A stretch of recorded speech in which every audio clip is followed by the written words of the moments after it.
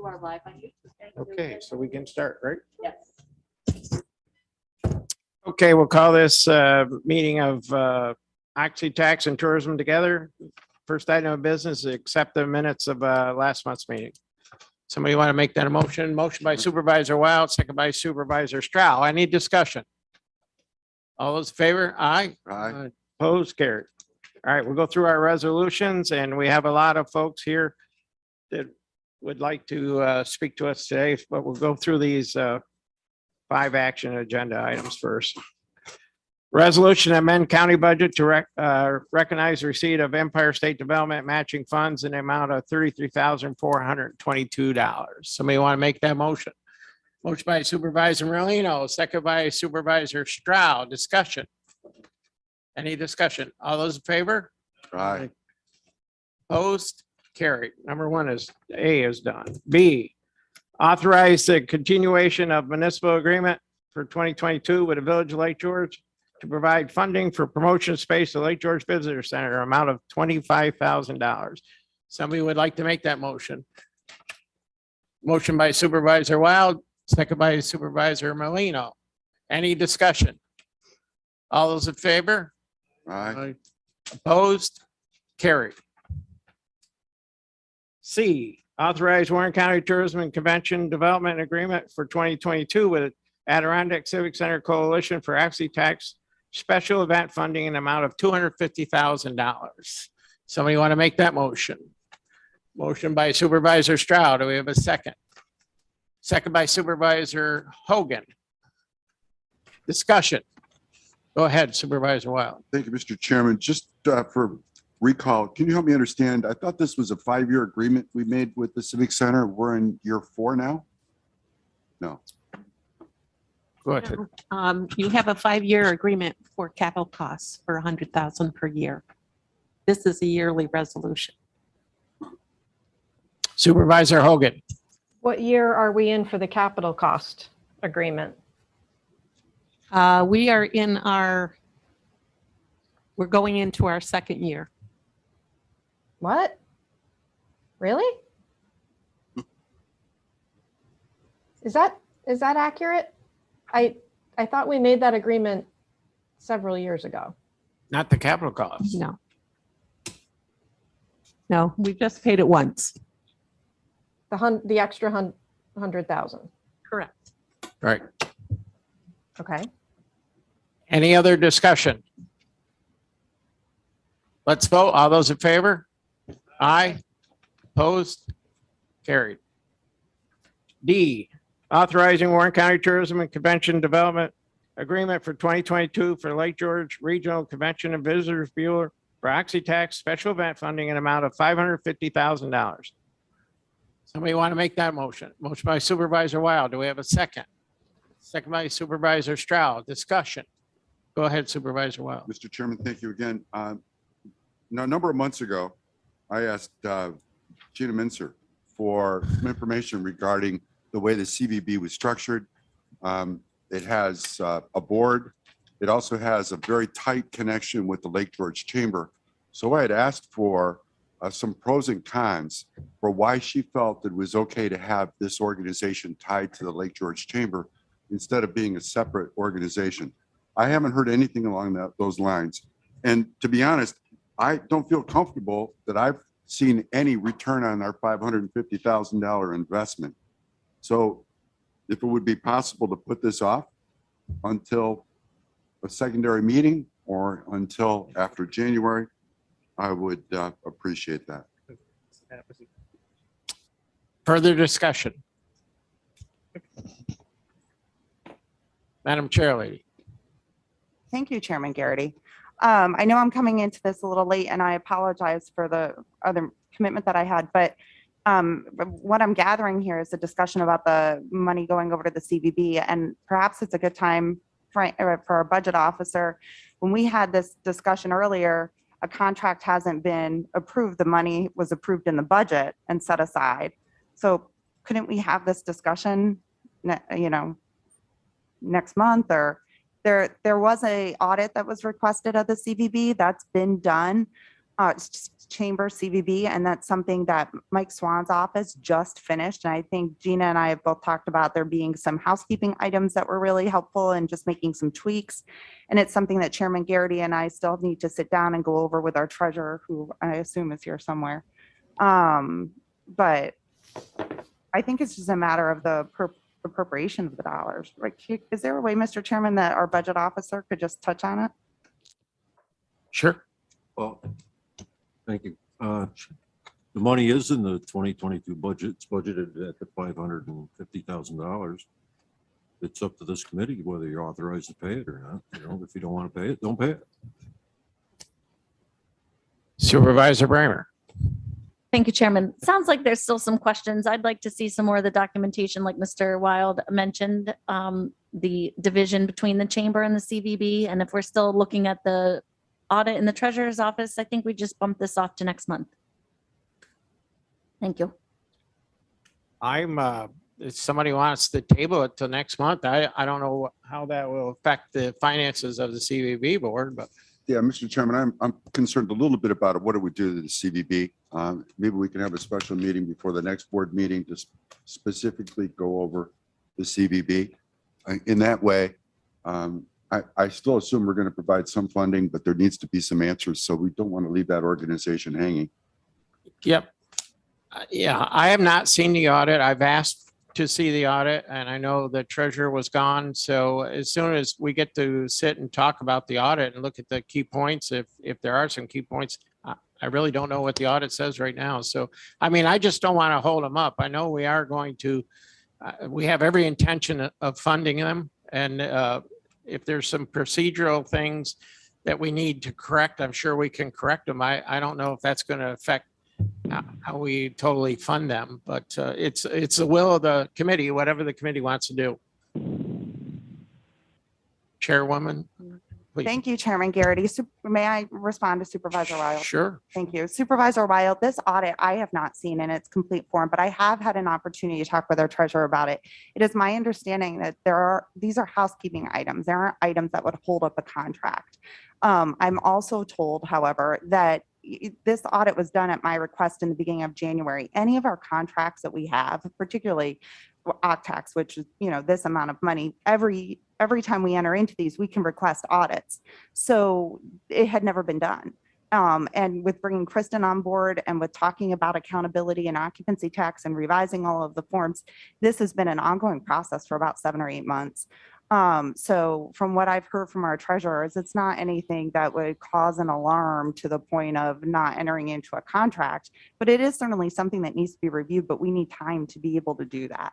I don't know if we can do that and sit down with the chamber and have everything done by December 18th, but the goal was to meet with the chairman of the committee, initially go over this with the treasurer, have a meeting with the CVB and the chamber, get back to the committee, do a full report to the committee and provide all the information. But it wasn't because there was anything negative that it was done. It's just part of our contract that we have with them. Go ahead, Supervisor Wild. Mr. Chairman, thanks. My issue isn't with the audit. It's really with the return on investment and the structure of their board. I would like to see some type of separation between the Lake Church Chamber and the CVB. I'm not sure exactly what that looks like, but I'd like to have that conversation. So it's strictly up to the committee, what the committee would like to do.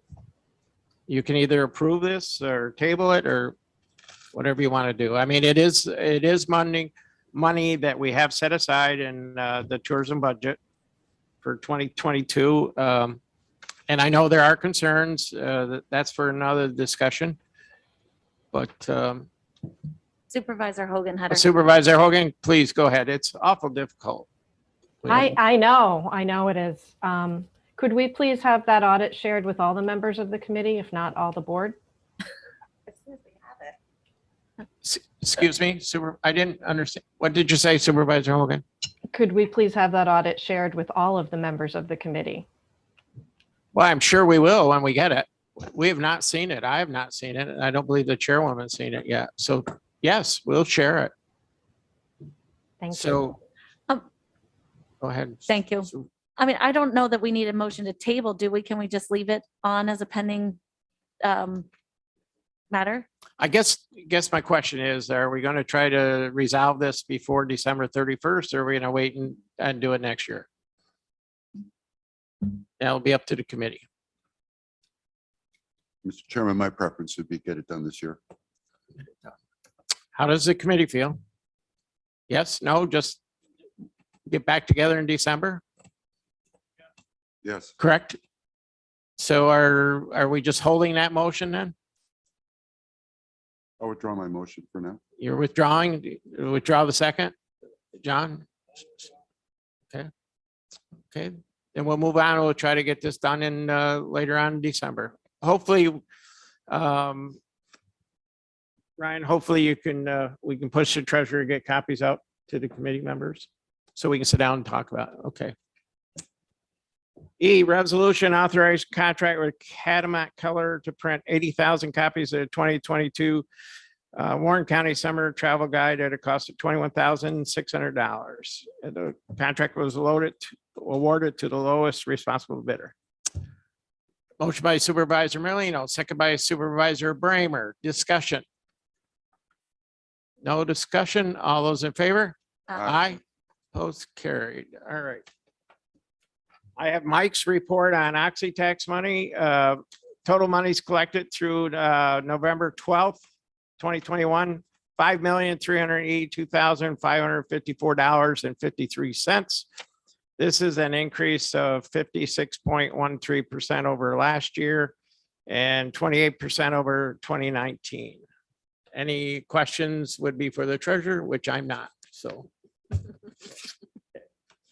All right, I know we have a lot of people here that have come in to make presentations to the committee about their Oxy tax request. I know all the committee members have their requests in front of them. So I don't know if a fair way for people to get up and speak to the committee, but I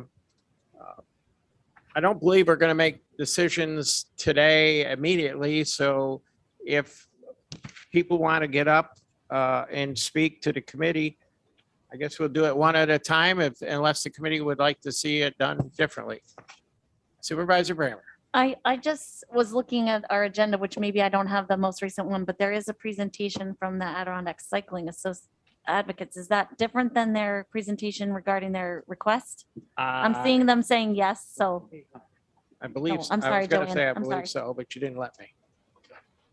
So do you want to hear that first, or what do you want to do? Mr. Chairman, Supervisor Molino. we have a list here of the way they're in line. I think we should ask the name of what that list and let them speak first so we don't have to bounce around a lot. Right. It'd be a lot easier for us to. Okay. Well, the Mr. first one on the list. Mr. Chairman, I have a quick housekeeping question.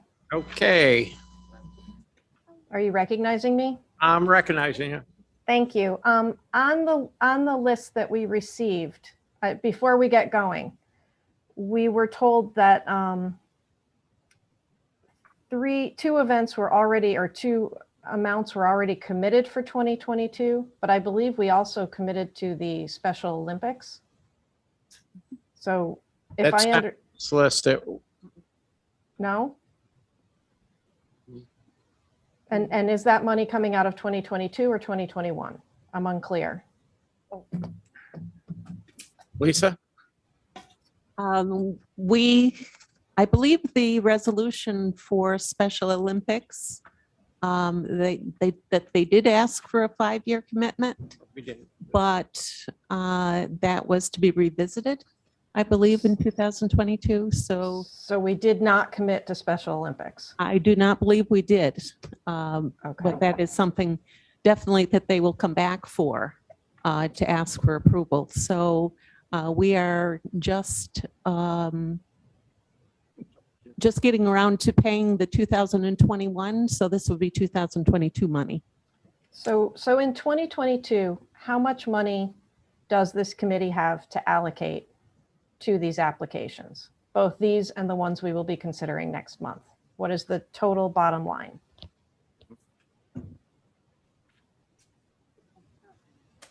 Is it 6 or 650? We budgeted 600,000. We've already committed 52.5 of that. Okay. And that will have to cover also the applications we'll receive in January. Correct. Thank you. So would you like to move on with letting the people in the room present? Yes. Yes? Okay, and I think we'll do it alphabetically off our list of the 2022 special event Oxy-Tech applications. If that's a fair way of doing it, we'll get going, and then can somebody will scribe who's, please? The first one we have is Adirondack Bloon Fest. Is anybody here from Adirondack Bloon Fest? Hey, Mark.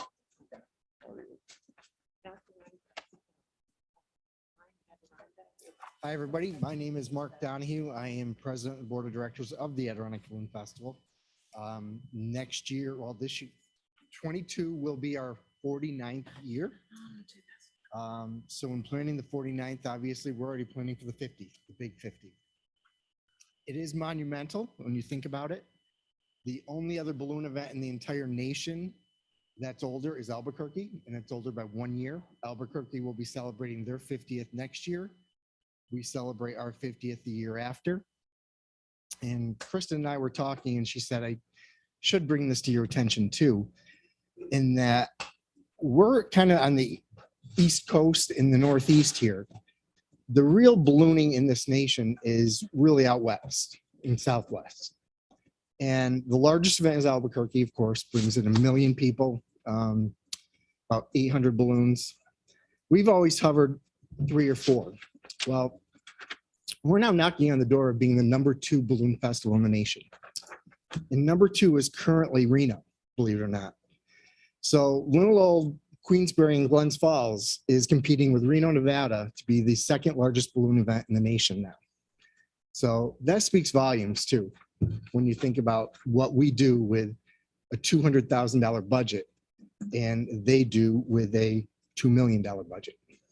So this year was a blip in the radar, of course, with COVID. I have to say, I can't praise the county enough and all the department heads for all their help. We started planning over the winter. Joanne and I took a walk. Janelle and I took a walk, many walks around campus here, trying to plan and figure out what we're going to do.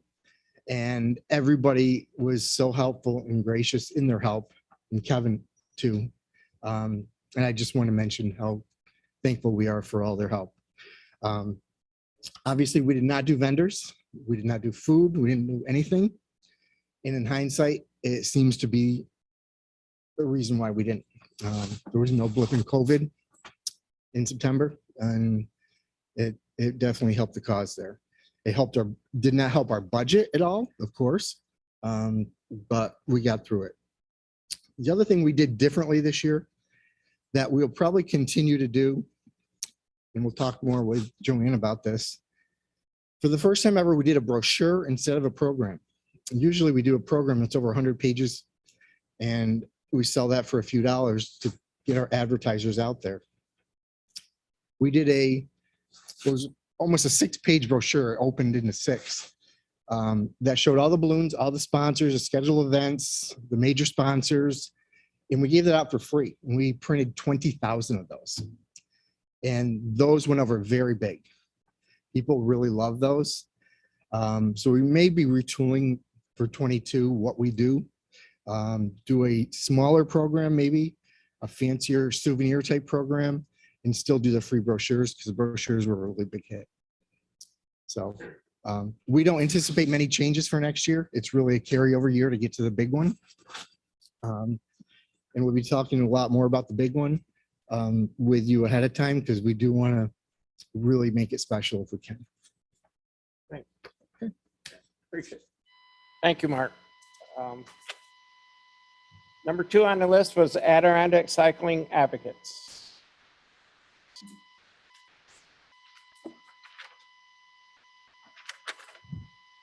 Hi, my name is Rich Zucchero with the Adirondack Cycling Advocates. I'm the current chair of the organization. Barbara Jodry is our current vice chair. This is a little bit strange because we weren't really here to present regarding the OCTAX application. Joanne, as a result of some discussions I had independently with Supervisors Stroud, Wild, and Bramer, all kind of suggested or in discussion that maybe we ought to come and just introduce ourselves. So I'll kind of do both, and I'll talk really fast so I don't take a lot of time, if that's acceptable to all. We recently changed our name from Warren County Safe and Quality Bicycling Organization, long name, but pretty good results, to the Adirondack Cycling Advocates. And that kind of came about because we had a lot of requests. When the heck are you going to shorten your name? We finally decided we no longer needed to have in our name what we did. So what we did is we had some focus sessions, worked with another group to help us come up with a name. And after a bunch of sessions, we decided to name ourselves the Adirondack Cycling Advocates to kind of broaden ourselves a little bit. There's a lot of synergy between getting just across the border, across the river as well. And also to let people know that our main job is to try to advocate for better cycling in the area. One of the things that did come up that Joanne and I discussed was Warren County Safe and Quality Bicycling Organization was recognized by this board as a citizens advocacy committee, I believe, advisory committee. I don't know how we go about changing the name to make that happen. That ought to be done if there's somebody we ought to be dealing with. I think that I can follow up on that and just dig back to find the original resolution, and then we'll make a motion to amend the name of the organization. We may need some backup documents Excellent. to do that, but we can be in touch about Thank you, that. Joanne. That'd be great. Thanks. What are our initiatives? We try to promote first-class cycling in this area, not only to locals, but also to tourists, and also kind of foster the place, foster this place as first-class cycling. We typically go to a trade show, the Adirondack Sports Expo, where we see hundreds of people, let them know that there are places to cycle up here. And often they're coming by looking for places to cycle. Where can we go? How can we help out? We're looking to bike either on the mountain bike trails or on our road bikes out on the roads and good bikeways. Where can we do that? So we try to educate the public. We've helped to expand the cycling infrastructure in the area. Mountain biking is big news, big business, and brings money to the community.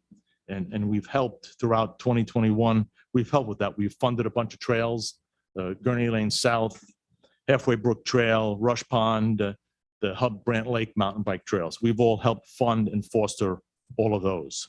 We've also helped foster the Arts District of Glens Falls. There'll be a couple of bike racks going up with our names on them. One will be in front of the library, one will be in front of the CIA, to help a lot of people to park their bikes. You might not realize how important it is for somebody to be able to bring their bike someplace and lock it up. Somebody will not go into a shop to buy something if they can't lock their bike up. We also have been sponsoring the Harry Elke's bike ride for, I think it's 7 or 8 or 9 years now. We had 120 participants. We had riders from Florida, Maine, and Maryland, as well as the city south of us called Albany. We also had some people come from somewhere upstate New York. They mentioned the town, I don't even know where it was. But when they showed up, they went on the bikereg.com where we registered to get people to sign up for the ride. They saw a ride and showed up. So we attracted 120 people here, 120 people who now know a little bit more about biking in Warren County than they did before. We have also helped to create and sponsor the CDPHP bike share program. We were contacted by Warren County and by the Glens Falls Transit System to talk to us about how they might implement such a program. We've also helped support that program financially. We have also pushed for better roads throughout the area, doing some letter writing, working with the DPW to try to get some better signs up. We also had the Better Business, the Parks and Trails of New York sponsored their bicyclists bring business here a couple of years ago, and that usually makes its way around the state. That was rather successful. For 21-22, we are also asking for OCTAX money to continue to do some of the public awareness and marketing that we have done, to continue with some of the cycling projects to help build some better mountain bike trails in the area, and also our Harry Elke's ride and the Ride On weekend event, which attracted 75 riders, 40% of the people from out of town last year. It's a 2 or 3 day event. So when they're coming, they're probably spending a night someplace as well. We have also been big in safety and education. We our plan in our budget for next year is to put a couple of fix-it stations, bicycle fix-it stations out there, which could very well be on the Warren County Bikeway. We have in the past also trained the J1 students that come and work here in the summer. When they are on a bicycle, they are a disaster waiting to happen unless they get some training. And we also hope to be able to help support them, not only with training, but maybe even put some bicycle lights and bells and giveaways, which ought to be out there when someone is cycling. That is all I have, unless there are any questions. Does anybody have any questions for any applicants? I mean, if you do, just wave your hand or, no? Thanks for the opportunity to present to you. Thank you. Next up is the Adirondack Folk School.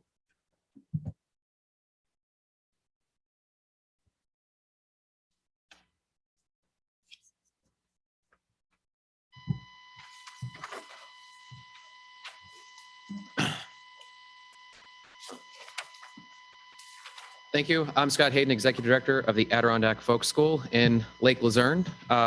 Thank you very much for the opportunity to present to you all this afternoon. The Adirondack Folk School is now in our 11th year. We're the only school of our kind in the Northeast region. The other folk schools that are similar to ours are in Minnesota, the Upper Midwest, and in the Carolina region. A folk school, for those of you who don't know, is as a craft school where we teach somebody how to do something unique, an old craft such as basket weaving or blacksmithing, woodworking, etc. And and we've also have photography and painting. So if you've ever wanted to try something and you don't have somebody in your world who is a skilled artisan in that particular craft, we're the place to go. Founded in 2010 as a result of a comprehensive plan with the town of Lake Luzerne. Our three founding core principles are to preserve the arts and crafts and heritage of the Adirondack region, to promote local artisans, to afford them an opportunity to support themselves, their craft, so they don't have to travel outside of the area. And the third is frankly to serve as an economic engine to drive people to our area who wouldn't otherwise travel to Lake Luzerne and Warren County. In our first year, we had about 90 classes and a little over 300 students, and this year, we're completing our largest year enrollment-wise ever with nearly 1,000 people, and that's during the pandemic. As a result, we have a wonderful teaching annex thanks to the Moore family over in the Lake George outlets just up the street, right behind the log jam, where we held our canoe class. It was a one-off, and the arrangement worked out so well that we're entering into a lease agreement with them. So given the extra space and the ideal location, and the great programs that we have to offer right over the mountain in Lake Luzerne, one of our biggest challenges is reaching out to people. So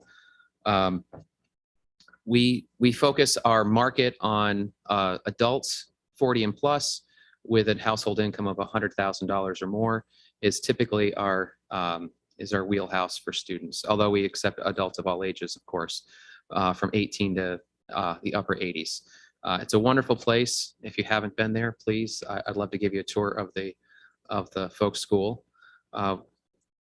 And the funds, if awarded, we would use the funds to professionally produce a video and electronically market that. We've had a lot of luck with social media and direct marketing through that, as well as marketing through higher end magazines like Adirondack Life magazine, and we'd like to expand that into the New England market as well.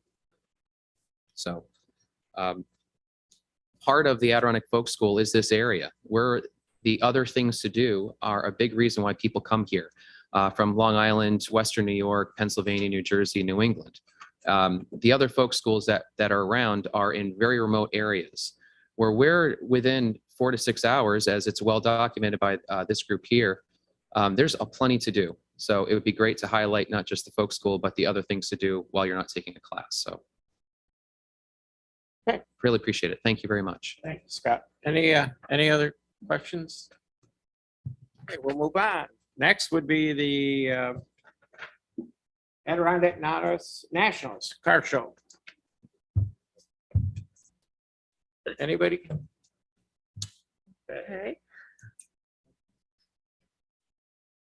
Adirondack Wine and Food Festival. Okay, Sasha.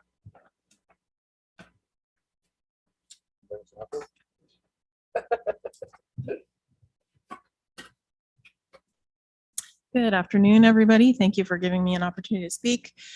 We are excited for the Adirondack Wine and Food Festival to be back for its 6th year. We've been on hiatus for 2 years, canceled due to COVID. So it'll be June 25th and 26th. We are expecting 7,729 attendees this year. That is up about 1,000 people from the 2019 attendance. My expected room nights is 4,445 room nights, and my total spending estimate is based on an estimate of 3.9 million. So we're hoping that's the economic impact that we'll see. We are requesting 50,000 for our expenses this year. My expenses are coming in at 318,878,000. The amount of increases we have experienced from 2019 to 2022's event is a little overwhelming to talk about, but I'll kind of breeze through some of these. They are detailed in my application. The fact that we've been on hiatus for two years comes with a lot of challenges gaining back audience. So social media, well, really all of our aspects of marketing, but social media for us is a big one. And we've been around, but nothing's been happening. So we kind of have to gain back an audience. It kind of feels like a relaunch is how I'd like to describe that for the work that we have to do there. Staff costs has been an insane increase. So we do contract out all of our work, some through Adirondack Winery, some through vendors that we work with, whether it be for graphic design or website or marketing or festival management, et cetera. So I mean, we've seen an increase of like 14% at least in the payment of staff needs. COVID-19, we have some room in our budget for just in case something might happen where we have to be prepared to put in vaccine checks or something like that. So we are prepared with a cost item for that, which is not something that I would request the county to cover, but that is in there. Transportation and parking. Parking is forever an issue in Lake George. I have a small budget that we have contracted with Upstate Transit to take care of moving our attendees from the Lake George Rec Center to Festival Commons. That's not going to accomplish all of our issues. I might have to rent out some additional spaces, but that is something that we've budgeted for this year, which I think will help with guest satisfaction. Restrooms, we've upgraded our restrooms. Festival Commons simply is not equipped to handle the amount of attendees that we have for our restroom needs. So we have contracted with Stone Industries for an upgraded restroom experience. We had a plastic bag ban, you'll remember, in March of 2022 that went into effect.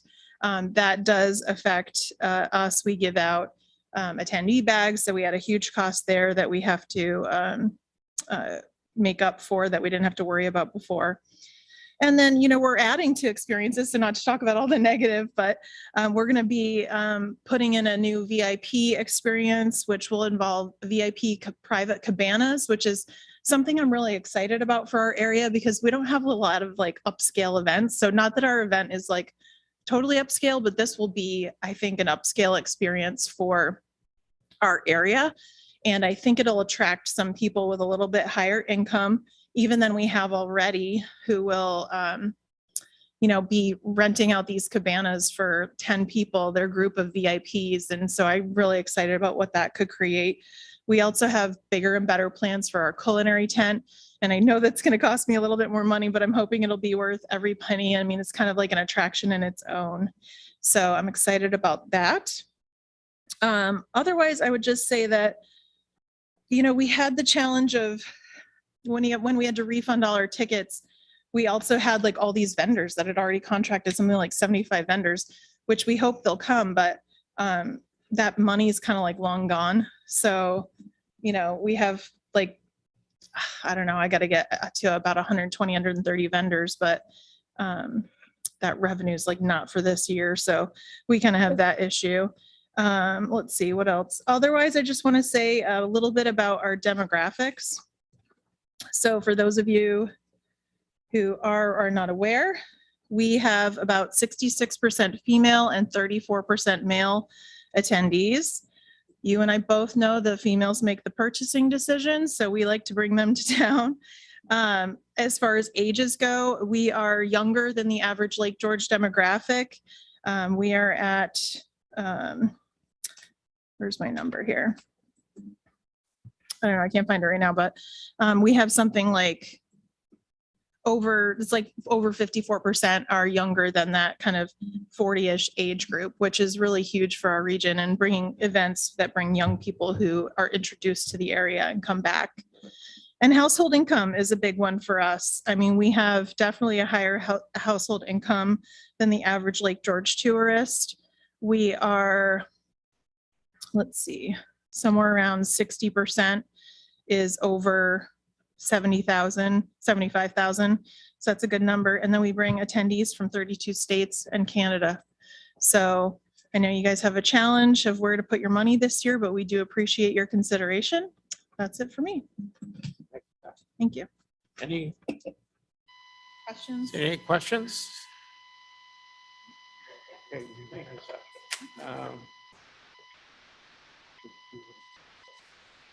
Alpha Wind, Lake George Triathlon.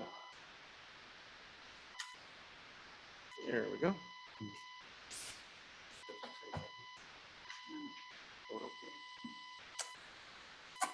Hello, my name is Tommy Straziri, and I'm representing the Lake George Triathlon this year.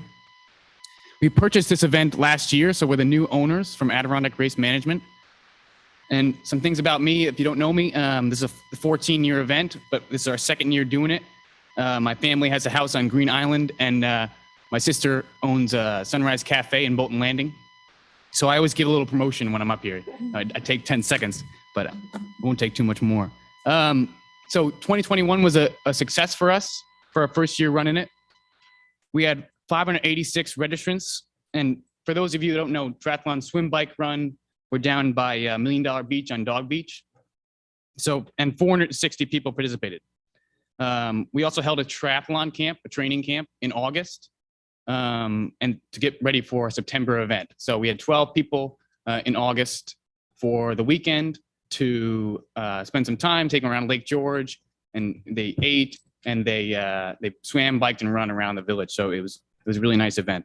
Then our event in September, which took place on September 3rd to 5th. And that was, we also added, so since we took it over, we added an extra division. So there's 3 divisions. There's a sprint, Olympic, and the half division. For those of you who don't know, that's ranges to distance. If you heard of Ironman, that's a full. So half would be half of that, and then Olympic would be half of the half. So we added a sprint division, which is the smallest division, and it appeals to a client that is a little more relaxed and the majority of people. So beginner client, to get them into Lake George and experience the beauty of what we all love. So that's something that we did. And then also we pooled our data, and we found out that 35% of our registrants coming from outside the state, including Canada and Washington, D.C. So we have a national draw. We do 14 events around the country. That's in California, Florida, Nebraska, and New York. So 4 different states. And we have about 250,000 to 300,000 on our email list. So that's what we'd be asking for, marketing dollars, the same, similar to last year. So we also surveyed our clients, and we got 118 responses, which is not all of them, but based on that sample, we found out that 98 came with family and friends, 75, so 98 is about 83% came with family and friends, 75 stayed at least one night in a hotel, rental, or a campground. And then the average stay was 2.67 nights, so almost 3 nights, which surprised to me, with you race one day. But with this client who has to buy a bike, has to buy running gear, has to buy swimming gear, you get that affluent client that's going to come for a week and make the week out of it. So based on those statistics, which is a small sample size, I realize, we estimated that the total economic impact was over 500,000. So including the indirect economic impact. So that is this last year. For next year, we have big plans ahead. We applied for the sprint distance to become a USAT New York State Championship and actually got it. So I'm very honored to do that. and that's a national brand, USA Triathlon, our governing body. So they'll be promoting this event for us all year round. And that is coupled with the fact that we'll offer, this event's again 14 years, and we've offered the Intercollegiate Conference Championship, Northeast Championship as well. So I'm speaking a lot of different words, but that's 2 USA Triathlon championships in the same weekend, which is, to my knowledge, has not happened in another triathlon. And I am a triathlete. I don't normally dress like this. So, so yes. And so then another thing we're trying to do for 2022 is we're considering holding it at the $1 Million Beach. I actually have a meeting with the mayor next week to talk to him about my plans for 2022 instead of the dog beach, because right now we go from the dog beach. And then we're actually, my goal is to run through the village. I think that if you look at Lake Placid, if you look at these huge Lake Placid Ironman is what I'm talking about. So they take a whole week. It's called Ironman Week, and it promotes the area nationally. You talk to anybody that's in the sport, and they'll say they know Lake Placid. Lake George is a nicer spot. We won't tell them that, but it's a nicer spot. It's prettier. It's closer to the city. If we can run through the village that weekend and take the parking lane and fence it off, and it wouldn't bother too many people, because only the parking lane traffic would still flow, just out and back once, and then we would definitely prove to attract more clients, because then they could. It's so much better. You're getting cheered on the whole way. People are screaming, and it's a great atmosphere. So that's our plans for 2022, and then we are also in the process of planning a full distance, iron distance triathlon.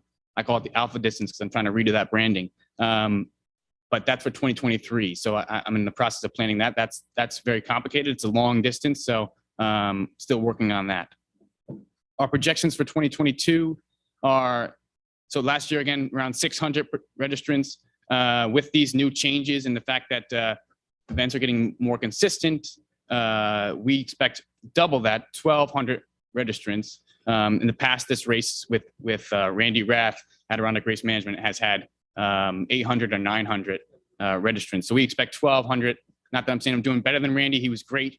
It's just that I'm confident in myself, and I think that that's what we expect. And then with their families, we expect 3,000 total attendees with family and friends. So the customers were extremely satisfied with this last race. It's a tough year for all events. Everybody here has worked so hard this last year. It's been tough. So the way the customer didn't know if the event was going to go on. So to register for that event, they don't know if they're going to get their money back. That's the common in the industry, not to give money back. We've been doing that with our races. They have great reviews all over social media and stuff like that. So we feel like it was a terrific success, and it will only grow from there. A couple things about our company, Alpha Wind, the new owners. We again produce 14 events around the country, and have produced triathlon and running events for 10 years. Again, I've lived on Green Island for 3 months out of the year for almost my whole life, and then this is my favorite place in the world. So if you're talking about someone I sent a text to Randy Rath the other day. I said, if you want somebody who's passionate, I'm going to keep this going, because I'm committed to this area, committed to the race, and I won't let you down. I know it's his baby, but I certainly would try to carry it forward and do as half as good as he did. And then, of course, we also run horse show events in Saugerties, New York, and that's where I live primarily. And we have my father built the largest equestrian show jumping in the United States, that largest business in the United States. So that's 40 years going. We're going to try to use my father's knowledge and my youth and passion to keep growing this event, and hopefully you guys consider us this year. Thank you very much. Thank you. Any questions? Any questions? I have a question. Yes, go ahead. Sure. Go ahead. Thank you, Chairman. Thanks for presenting. You gave a lot of great information that was not encapsulated in the application, and so I really appreciate it, because it helped a lot. Do you use local law enforcement for route control during the race? Yes, ma'am. Yep, for Saturday and Sunday. Yeah, and they've been terrific to work with. And they'll be a part of that meeting next week when we pitch our new ideas. So they are on board. We talk to them, once a month. And then when it comes close to the event, we talk to them more often. Thank you. Any other questions? Chairwoman. Thank you. I learned a lot about your event, to Supervisor Hogan's point. I'm looking at the completed applications and I didn't see where you listed the information about coordinating with our emergency services. And that's certainly something that we're trying to make sure is new this year, that all the events are speaking with public safety and the sheriff's office. But I will say this, I am so impressed with the crowd that's here. This was optional. It was supposed to be a request if you wanted to come in and present, and all the information we got in ahead of time. So I mean, kudos to all of you, and certainly I have a meeting at 2 I have to get to, but this is great. I'm learning a lot, and I'm hopeful that the committee all enjoyed the information ahead of time as well. So good job Great. today. If you guys want to race in the event, let me know. Right? I'll give you 5% off, right? Not too bad. All right. Yeah, as I was saying, this event's been around. It was just known as something else, and they do coordinate because they do come through northern Lake George and some through Warrensburg. So we've worked with them in the past, so they've always good about coordinating that. I don't think there's ever been an issue with public safety on this event. So next up, and thank you. Next up would be Americade. Hi, everybody. Oh, there you go. Is my audio okay? Yep, you're good, Kristen. Alrighty. I would be there in person, except that I have 2 school-age children, one of whom is a close contact. So I thought you might appreciate that I am not in that room today. So just a quick recap.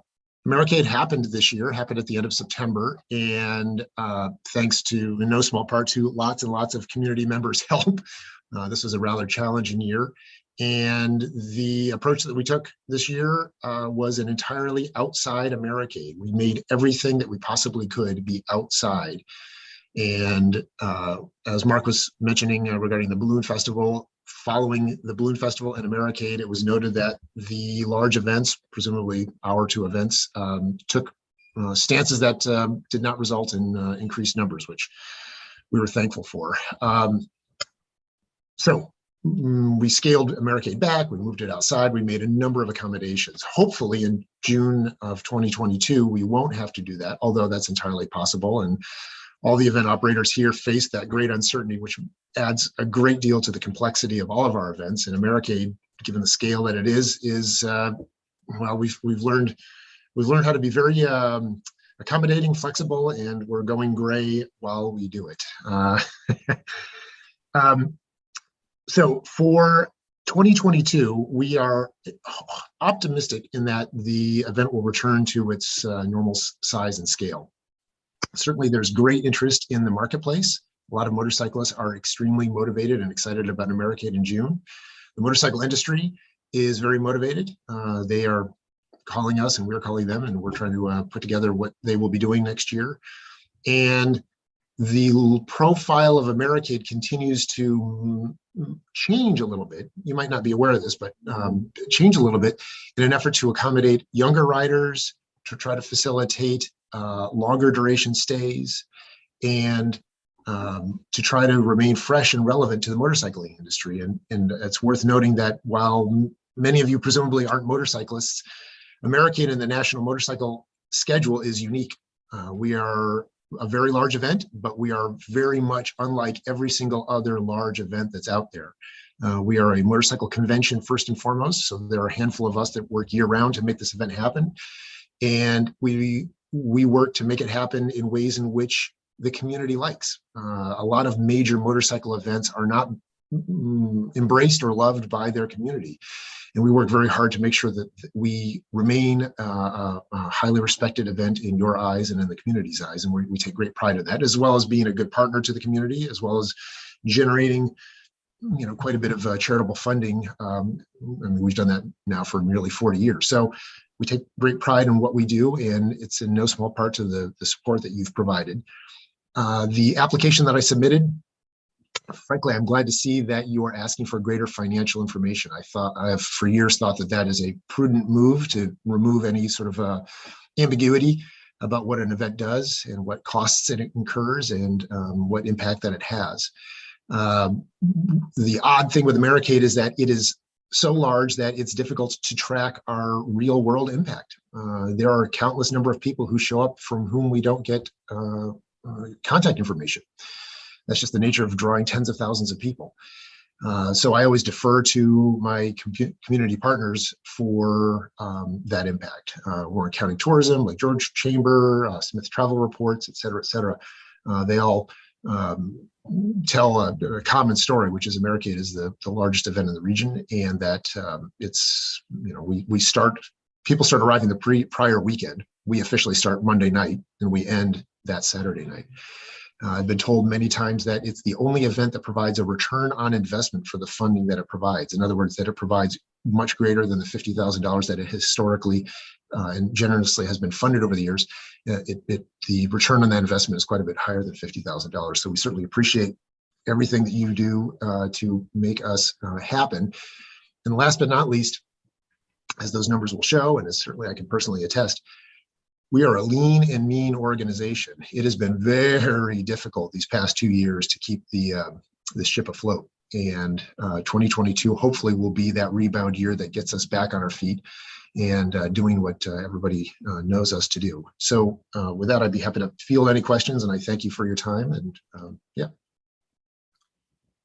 The only thing I'd like to say, Kristen, is, you know, you pulled it off with Bloon Fest on the same weekend this year. So, you know, we really appreciate that. You did put a lot of effort in to changing up the event and still having it. So I certainly, and I know our committee appreciates that.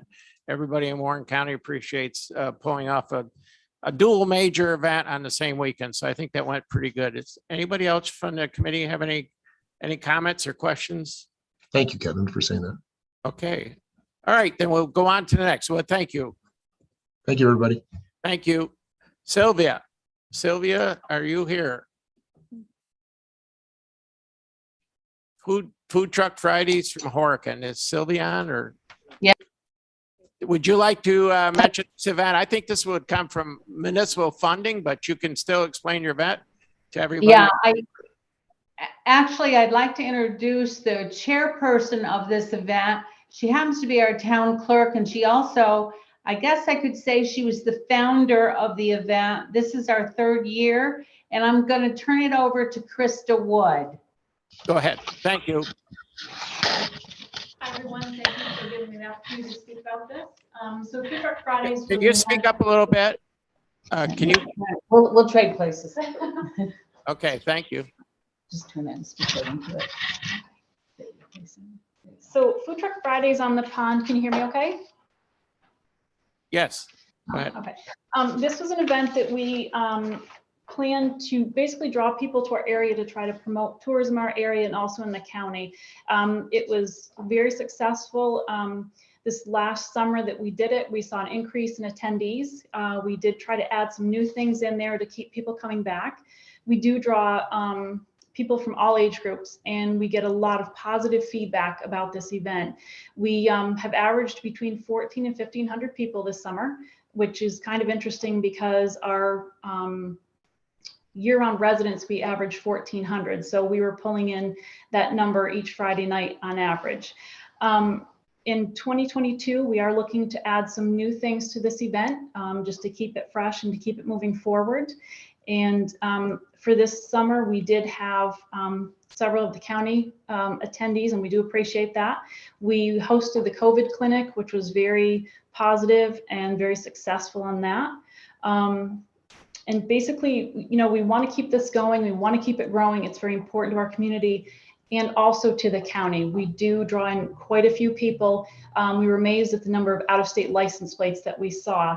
And so we get probably 75% of our attendees are from out of town, and very good feedback from them. And it gives them an opportunity to see what we have, and we think that they will be back. We have a lot of people that, you know, come to the area for the week, and they have actually, some of them have made plans around this so that they can make sure that they attend. But we do feel it's very important to our area. Okay, thank you. I did make it up there once this summer, so it is a nice event, and you truly do pack them in up there. So it's a good event. Any questions? Anybody? Well, this funding will not come out of the funding pot we use for these other events, but it'll come out of the municipal funding money. And we certainly hope that we can work with you again this year. Thank you. Thank you. Thank you so much. Yeah. Next up would be the hide collection. And they had some interesting pictures.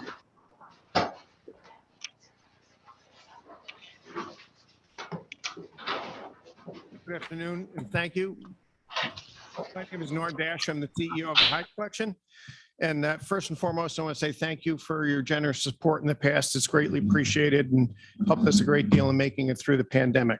For 2022, our plan is to be open for all 12 months, which is different than 2021, where we went on pause for 4 months due to the pandemic. We've got 4 major exhibitions planned for 2022. Robert Blackburn Printmaking, which is an exhibition from the Smithsonian. Jose Guadalupe Posada, which is also printmaking, and quilts from the American Folk Art Museum, as well as we'll be hosting the Artists of the Mohawk Hudson Valley exhibition this year. In 2019, prior to the pandemic, the Hide actually was fortunate to be able to entertain visitors from 37 different states in that calendar year.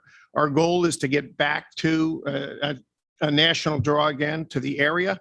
The strategic plan at the Hide calls to focus on the Hide being recognized as a small museum of national significance with a world-class art collection, and that will be our focus of continuing marketing and advertising efforts in 2022.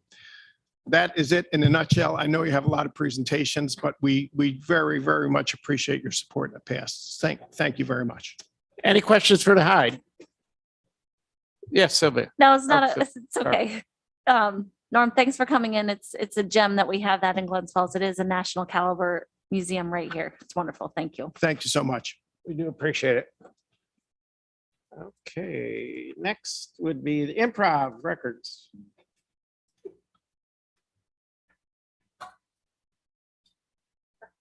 Good afternoon, Dave Eman with Improv Records for all things music in Lake George.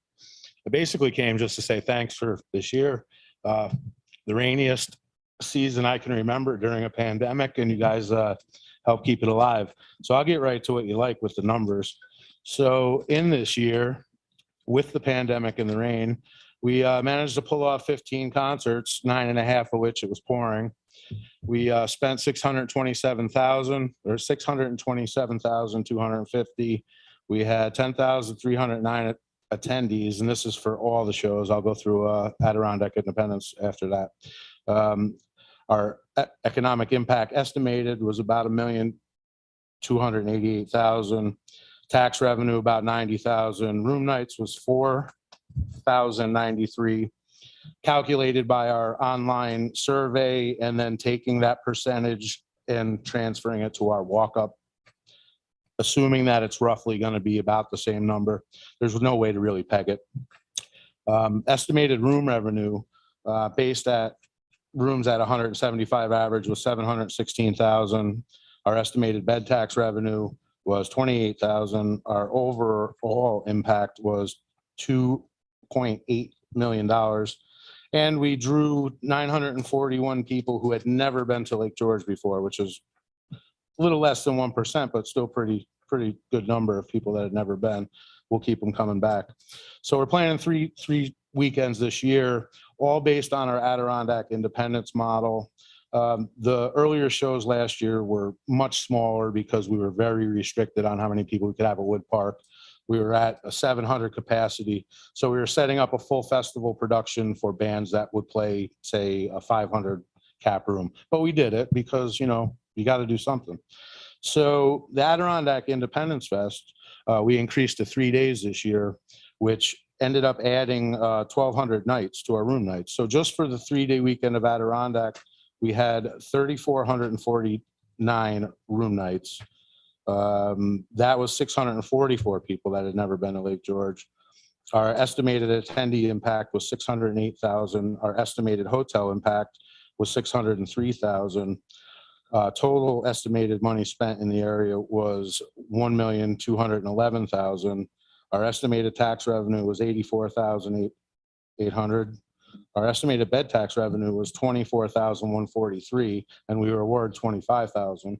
Our total estimated real economic impact was about 1,320,000 just for that 3 days. So if you calculate that, your return on investment was 5,200% for the 25,000 you gave us. So we're planning on doing that 3 weekends next year with overall budgets of between $875,000 and $975,000. We plan on, our estimates are 18,000 attendees. This is over all 3 weekends. Economic impact, I mean, I think it's low, but 2,700,000 based on some other numbers that I've heard. Tax revenue at 189,000. 10,500 estimated room nights based on doing Adirondack ×3, bed tax revenue of 73,500, and we're asking for 8.5% of our whole budget. But you guys are really the reason I'm still standing. Just want to say thanks. Well, I just want to say, Dave, I never met you, but I know the mayor gives you high praise. So yeah, thanks. That's good. And every time, you know, that there's a little hiccup, you always take care of it. Absolutely. So it's as fast as possible, and you can't knock me down. I always get up. I do appreciate But with your help. I mean, I probably would have got knocked down for real. well, some of the bands you have that are my era. So Warren Haynes was huge for Lake George this year. Just so you know, we got listed on Ticketmaster. So now Charles Arwood Festival Commons is a real listed music venue. no, I think it's important that we keep this going. Anybody else have anything? I don't want to give away my age, but there were some good. So you were at Charlie and Marshall. Yes. Thank you, Dave. All right, great. Thank you. Thank you. Okay. Okay. Independence Day, Glens Falls Summer Symphony. Okay, here we go.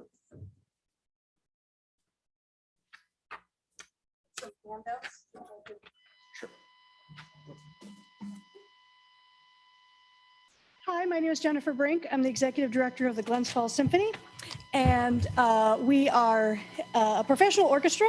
In fact, this is the smallest, Glens Falls is the smallest city in the United States to support a fully professional orchestra. So it's kind of an amazing thing, another hidden gem like the Hyde and many other fabulous things that go on in this community.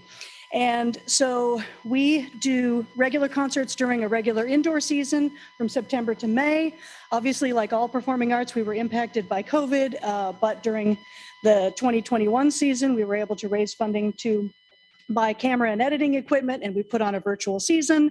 We had sponsorship that made that free for the community, and we had viewers from all over the world really watch that. So now we're into doing live concerts, and this particular funding application is related to the summer concert. So this will be the 21st year, 2022 would be the 21st year of the Summer Pops. It's an Independence Day celebration. We hold it usually on July 3rd, and we do that on purpose. It used to be on July 4th, and there were a number of complications. One is fireworks are more expensive, and also we found that it was actually easier to attract people to the concert if it was the day before, because people have the 4th of July off. And so they don't have to get up early. And it was a way to attract people to an event where they could come to the event, love it, and then still go have the traditional Uncle Bob's barbecue on Lake George with their family the next day. So last year, like everybody, we had to adapt. We did have the concert.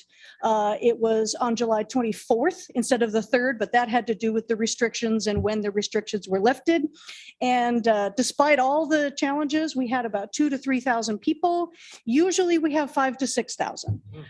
So we counted that as a success. As was mentioned, it was like the rainiest summer ever. We happened to have a beautiful sunny summer day. We just couldn't have planned it better. So I think that partly contributed to people being so ready to come out and hear music. So what I've handed around, those are just some pictures. It takes up all of Crandall Park and beyond into the far reaches of Crandall Park. People sit across the road at the YMCA. People sit across Glen Street on the lawns of the homes that are right across there. And it attracts sponsorship of all different kinds. We have individuals who sponsor. We have companies and banks and all kinds of support from many different sectors, different businesses of different types. And the core of the event, obviously, is a concert with marches and patriotic music and fun music. You've heard the Bee Gees at a Summer Pops concert. You've heard Queen music being performed by the symphony. So we do a whole range of things. And then, of course, we finish with Stars and Stripes when the fireworks begin. But that's just the heart of the thing. The event itself is kind of turns into an all-day event for a lot of people. We have 18 vendors who come.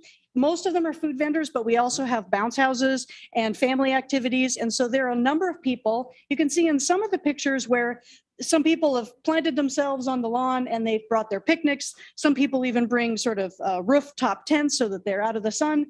People start showing up about noon, and they bring food and celebrate and games and whatnot, and camp out and do the activities. One thing that'll be new for this year is something we wanted to launch in 2020, is that we would like to invite all the regional or arts organizations of every kind to have a children's activity in the afternoon, so that they can be there for, a couple hours, and that families who come, it'll just kind of give an audience to the arts organizations and give something fun and meaningful to do for all the families.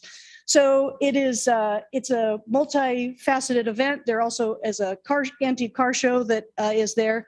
So it's a special event for us. It's the broadest community event that we do. It's one of our favorites. We have elected officials who always come and address the crowd.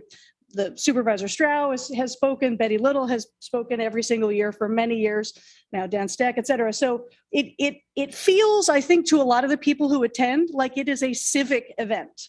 But in fact, the little tiny Glens Falls Symphony puts this whole thing on. And so, as you can see in my application, the county, there are the various ways that occupancy tax has made it in, some of it through Queensbury Municipal, et cetera. And so this is a new format for us, but we've been funded in some way for, almost the entire duration of the program. So we're very excited that you gave us a chance to come and talk. And we're hoping again for good weather and our 5,000 to 6,000 people. We know from having contact from people at the event, after the event, by email, by call, by mail, by donation. We have a wide range of zip codes. The last time we ran a survey, which was in 2019, of the audience, we had 36 zip codes, and we generally, the Glens Falls Symphony, over the course of a year, are attracting 165 zip codes to our concerts, not including the summer concert. So this would be new for us to actually track the room nights more precisely, but we know a number of people this is their family gathering. We get little checks for $10 a week after the event from a family in North Carolina because they come up and they used to live here, or they come up and see grandma, grandpa, et cetera. So it's a multi-generational event. It's something that brings people from all over to enjoy, music, the beauty of the Adirondacks on a hopefully beautiful summer day. And we always have a rain date as a backup. So if there are any questions, I'll happily take them. Anybody, this would be a municipal funded event too, so we have a different pot of money that this event will come out of. Are there any questions? Oh, Andrea, you moved. You're over on the end now. Go ahead. Why would this be a municipal event? I thought it was from the symphony. Well, I think that's what the funding designee was. It would come from this. We thought maybe it would come from the city. So City funding. Is the request from the city? No, it's from the symphony. So this was we have applied I don't know. through the city for city funding, and in 2019, we were told that city funding actually had come through the occupancy tax, but we didn't apply separately that way. And then we also have applied for many years through the town of Queensbury. And I understood that even that funding was through the occupancy tax as an indirect through the municipality. I'm not sure, to be honest. And so we were sent this application, which is of course different than what we've done in the past. And here we are. We can certainly talk about this offline. We don't need to do this now. We'll work on this one. Any other questions? Go ahead. No, I'll just make my comment to say this is another one of our gems. The symphony is wonderful. And so is this particular event. And hopefully we can figure out whatever We'll figure stream we need to get the money Certainly. through. Yeah. Thank you. Thank you. Taste of the North Country. Anybody from Taste of the North Country?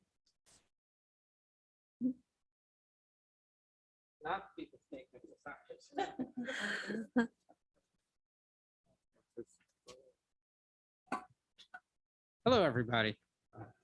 First things first, I'll speak with two hats on. I'm the general manager of Dunham's Bay Resort, and I'm in awe of everything these people do and they bring to the table. I need to let you guys know that. Switching hats, I'm the current president of the the Glens Falls Kiwanis. And after 28 years, the same situation arises with us as with anyone else that has had issues with their events. We have been struck with the problem that we have with COVID. And we decided this year to make a one-year ask to help defray the costs of our hard costs by coming to see yourselves to somehow help us out with our event. If anyone's not familiar with the event, I'm disappointed in you after 28 years. It involves 40 restaurants from all the way up in Chestertown, all the way down to Glens Falls. Happens in City Park in the middle of Glens Falls.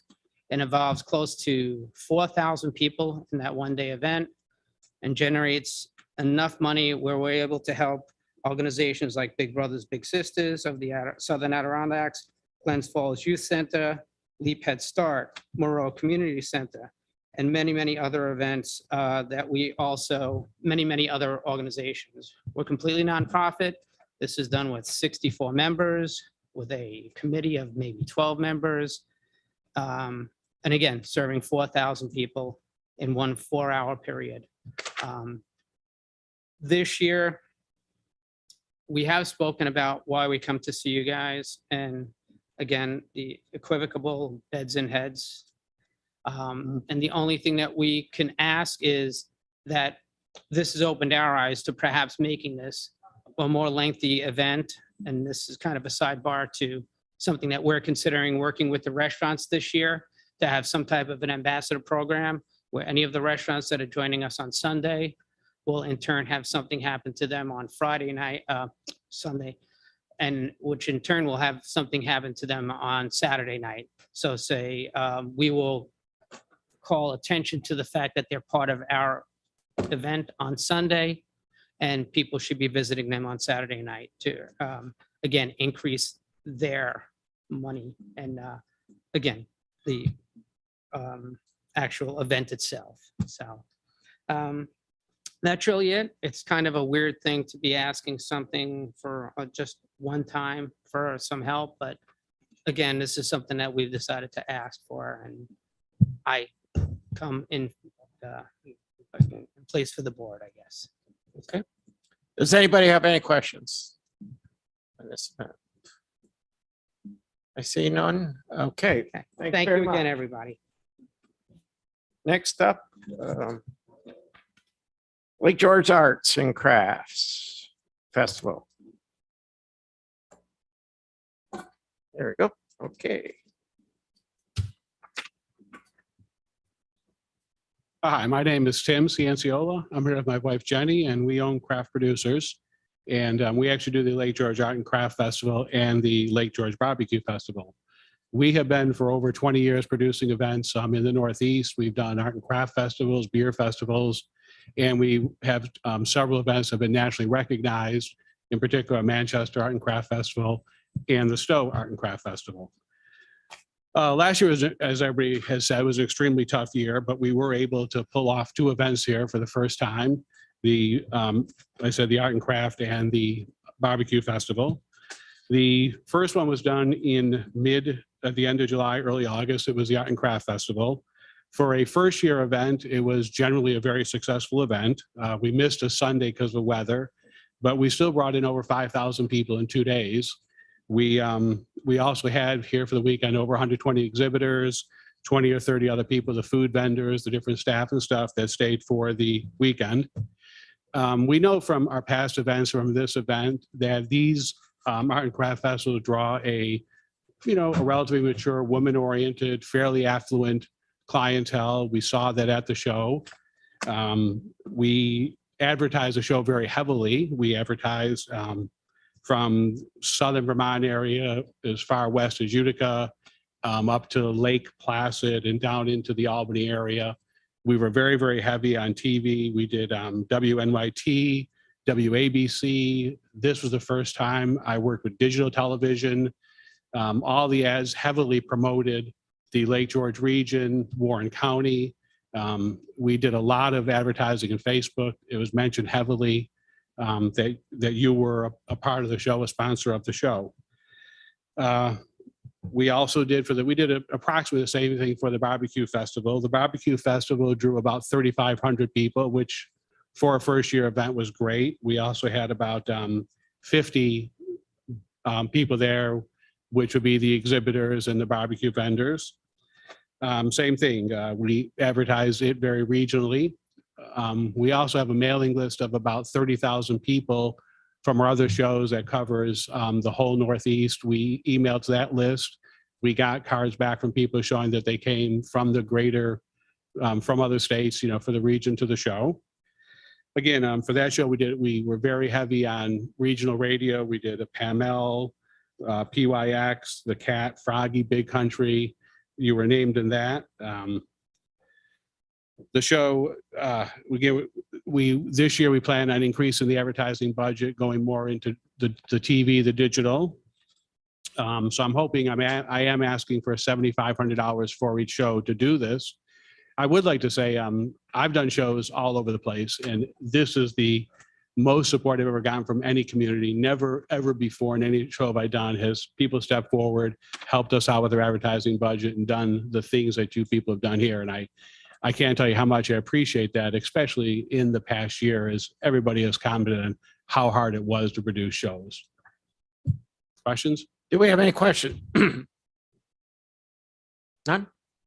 Go ahead. I just because of the discussion that was happening, is this 3,000 that you got from last year, was that from the county funding or was that through Lake George or some other municipality? I got 4,000 on two shows. I got 7,000 from Warren County, and I got money from the village of Lake George also. Okay.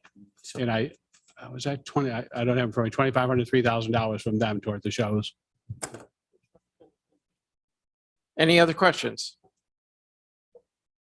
I think these were new events for us last year, right? They were, that is correct. Yeah, it was new for me here in the village. I've never done anything here before. The one art and craft festival, that had been an ongoing event. It had been in southern Vermont for a long time, but because of COVID and problems with the site, I chose to move it here, and it was a great decision. That's good. Okay, no other questions? Okay, next would be the Lake George Music Festival. I believe this is a new one, right? They're right here. Hi, everyone. I'm Alexander Lombard. I'm the founder and CEO of Lake George Music Festival. I wanted to highlight a few things from our application, just 3 topics here, if I could. Number one, what exactly we're planning on doing this August, our new venue, and who our audience is and how we plan on getting them to Lake George. That's the most important. So Lake George Music Festival, 2-week classical music festival right here in Lake George Village. In the classical music world, this Lake George Music Festival in the town of Lake George is probably becoming one of the most coveted classical music artist retreats anywhere in the country. These are musicians that come right from the stage of Carnegie Hall or SPAC or Tanglewood, and that come right here and perform in Lake George. And our new venue, the Carriage House at Fort William Henry, we're working with Kathy Munsell at the fort to really revive this space. It's been sitting dormant for a long time. You may remember it as the old Towers Hall. The Carriage House now is proven to become an absolutely perfect indoor year-round performance space. And the beauty part of this whole thing is because it's on the smaller side, I mean, 300 to 400 seats, you can see one of your favorite classical musicians performing up close and personal. I think that's a huge draw for our audience. And our audience is what I believe to be a really untapped market. It's cultural tourists. right? We have a lot of great cultural events, but a specific destination cultural event like the Classical Music Festival, it's a huge draw. These cultural tourists have been proven to stay longer, spend more money, and there's hordes of them out there. So what I'm asking for, the number of 31,800 is exactly half of our marketing budget, which we've quadrupled in the past year.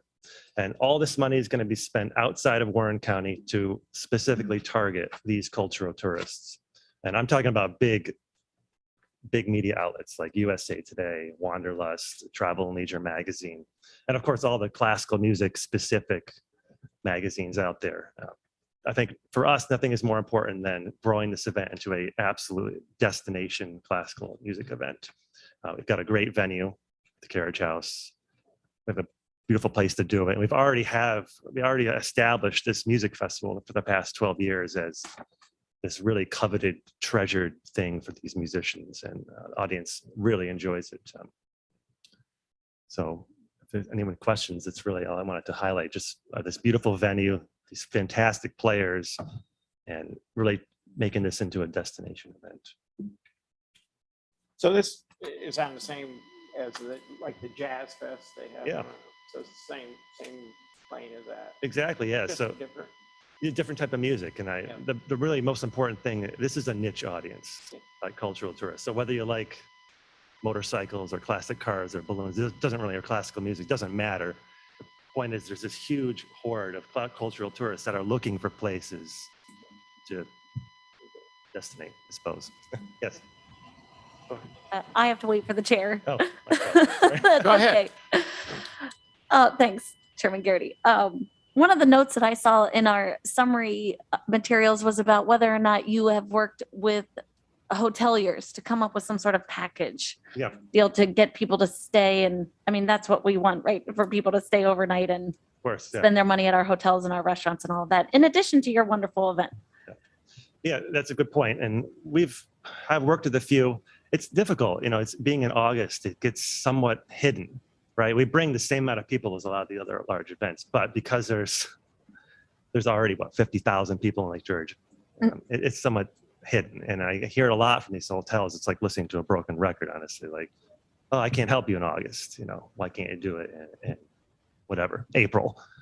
But the point is, I think we really need to enhance our offerings here in Lake George, regardless of the season. But I would absolutely love to work with more hotels. Actually, I've been working with CVB and the Chamber of Commerce this year to put together packages and arrange some room blocks for folks. I think that would be having that package available would be good. Yeah. Yep, thanks. Supervisor Hogan. Thank you. Sorry. I thought this sounded like a really wonderful, I guess, series of events, really. But I was a little bit disappointed to see no mention of attempts at collaboration with either the Sembrich or the Seagull Colony. Those are people who are already engaged in a similar type of cultural pursuit. Have you tried to reach out to them? Oh, sure. We've collaborated with the Seagull several times, as well as the Sembrich, and we're actually collaborating with the Lake George Arts Project on a project this year. The best way you can collaborate with other arts groups, I think, is to share resources to bring in one specific artist, which is what we're doing with the Arts Project this year. It's what we've done with the Seagull and the Sembrich in the past. And we do, you're right, absolutely right. We share an audience with these folks, and it's worth noting in the future, absolutely. Thank you. Supervisor Wild. Thank you, Mr. Chairman. I'm just questioning whether or not there's opportunities to move this into what we call the off-peak season. Because I think that would be a major draw for us to consider even more strengthening of our consideration for this event. We're looking into bringing back a winter series, first of all, in February, I wanted to note. That'll be a subsequent application. In the classical music industry, this is the time where when these music festivals are. This is an important point. I'm glad you brought it up. They're in the summertime. So our musicians, they're not amateurs. They play in professional orchestras. They teach at music conservatories, and they freelance during the year. So honestly, the rest of the year, when we would like to have an event here, they're booked. August is the time that they travel on these music festival circuits. That's why you see things like SPAC and Philadelphia Orchestra coming to Saratoga in August. But I think bringing back the winter series for sure would be a good thing to have at the new Carriage House, which is an indoor year-round performance space. We've thought about it. Believe me. Good. Yeah. Thank you. Okay. Any other questions? Okay, thank you very Okay, much. thank you. Very intriguing. Thanks for your spending your time with us this afternoon, all of you, Thank you. everybody. Okay. Lake George Dinner Theater. Howdy. Hi, everyone. Hello. Hey, How you doing? My name's Gerald David Al. I'm the artistic director of Lake George Dinner Theater. I'm here for Sharon Reynolds, who is our board president, and she made the application, and she had some personal matters to attend to today, so I'm her understudy. Let me just tell you a little bit about Lake George Dinner Theater. It started in 1968. It started as the Towers Hall Playhouse at Fort William Henry in 1976. We joined forces with the Holiday Inn in Lake George and became Lake George Dinner Theater, and we've been there ever since. This year, in 2020, we had planned to do Sheer Madness. Obviously, that got put on hold for COVID reasons, so that's what we want to bring back this year in 2022. Sheer Madness is in the Guinness Book of World Records as the longest running play in American theater history. It started on our stage in 1978 by Bruce Jordan. He created the show at Lake George Dinner Theater. It was the biggest hit in the history of the show. Brought it back the next year in 1979. Biggest hit again. Him and David Eastwood, who started the dinner theater, decided to bring it to Boston for a 6-week run. Ended up running for 40 years. COVID finally shut it down. So we're bringing it back in 2022. We're hoping it's going to be the biggest hit in our history again. And that's what we're going to do. It's because we haven't performed in 2 years. The application that Sharon Reynolds submitted is basically for an advertising budget to let everybody know that we are back and we're doing Sheer Madness, which is an international hit. Good. Any questions? Anybody? Nobody? Okay. No Thank problem. you. Thanks for your time, everybody. Thank you. Thank you. Sure. Okay. Next up, the Nearby Far Away, Georgia O'Keeffe musical series. I think they're out here. There you go. All right. Yes, sir.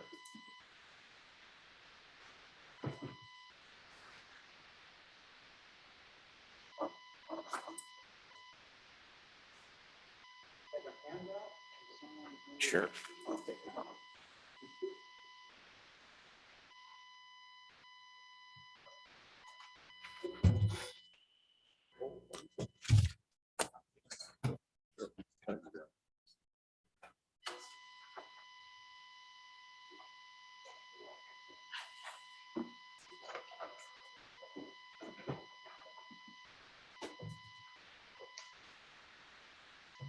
Thank you. Do you want me to get past the rest?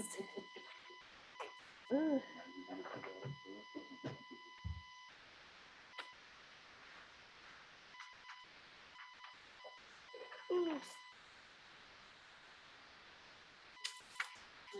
Ugh.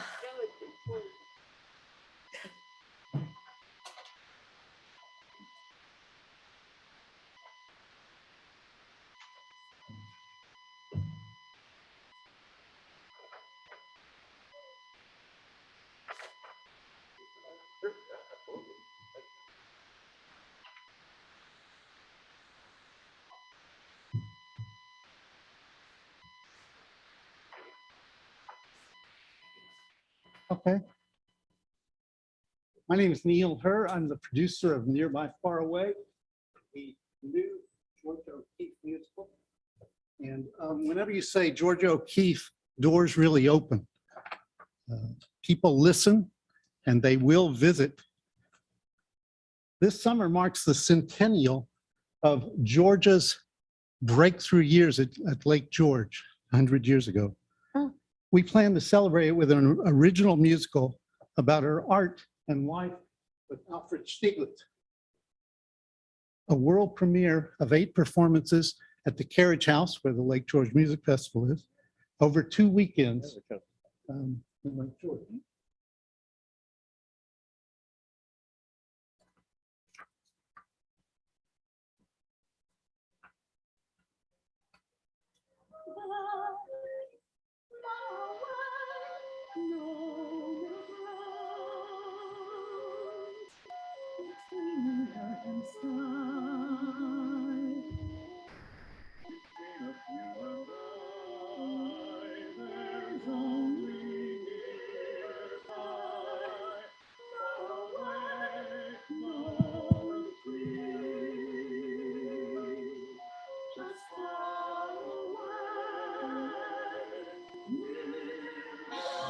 Lake George is our most valuable natural resource, but George O'Keeffe is our most valuable cultural resource.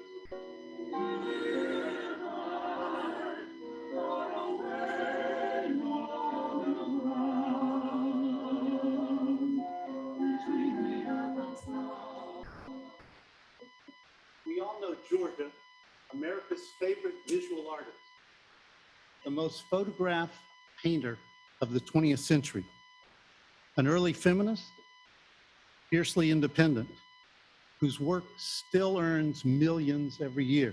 She got her start here in Lake George 100 years ago during 16 summers at lawns, Oak Lawn right there, which is now Quarters Condo on Lakeshore Drive. Painting the lake, trees, and sky, her famous flowers, she started here, and her modern abstract vision of her feeling for nature. Together with Alfred Stieglitz, they were the most written about couple of the 20th century. Now, Alfred was a world-renowned photographer and an owner of New York City Gallery, and promoted her tirelessly through his magazines, his galleries, and also his photos of her, which were scandalous at the time. So he's a big part of why we know about her. Their 30-year relationship is the subject of the musical, which dramatizes their affairs, their power struggles, and their mutual inspiration. They were celebrities of their time, larger-than-life artists. As they fell in love, he used his influence to give her a start and brought her to Lake George. We face the darkness all alone, but we're alone together.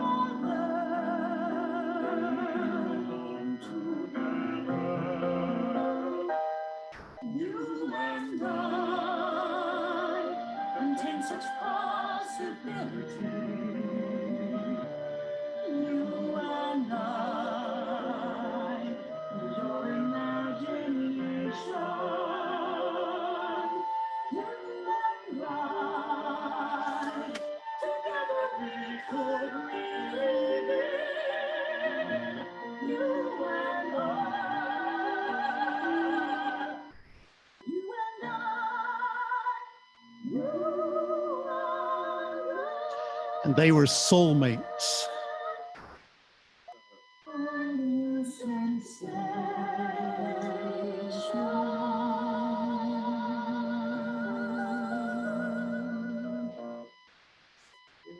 Now, Alfred's star dimmed as George's rose as she reclaimed her public image from his dominant influence. Then she discovered he had a mystery.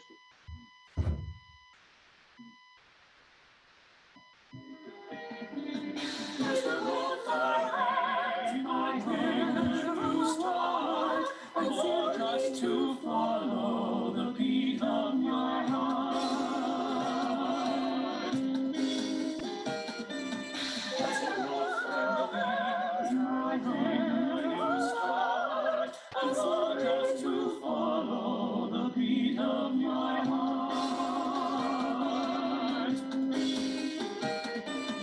Once I will fall just to follow the villain. Just to always to follow. Alfred, if I stay, would you? Say it. I love you. The beat of my heart. Goodbye. Let's That's the end of Act One when Georgia leaves Alfred for the freedom of New Mexico. Now, the music is by Catherine Reed, a Queensbury native, who just won the International Alliance of Women in Music Score Award, as well as many other grants and commissions from here in New York City. I wrote the play and the lyrics, and it's based on 12 years of research, as well as interviews with people in Lake George who actually knew Alfred and George. Now, the actor playing Alfred on the demo is J.K. Simmons, Academy Award winning star of movies like Spider-Man, TV shows like The Closer, Law and Order. We've invited him to be a part of our show as well. As well as 8 other organizations to do O'Keefe-themed activities in what Mayor Blaze has called an O'Keefe Festival. This would be things like art and history exhibits, but it could also be painting classes, lectures, and this would be pulling in lots of different organizations to benefit from, as Alex said, cultural tourism. The tours advertised through hotel brochures would benefit them as well as us. Now, that's going to be at the same place, Carriage House Theater, where Lake George Music Festival is. We're running lights and sound from Alex, and we'll bring in tourists from New York City and Boston, art lovers, through our $7,500 social media PR campaign, geo-targeted by Advocate Marketing with help from Kristen Hannafin. Other tourist definitions have commissioned historical pageants that bring in tourists in millions every year. Shouldn't we have our own? I'll never be able to paint it.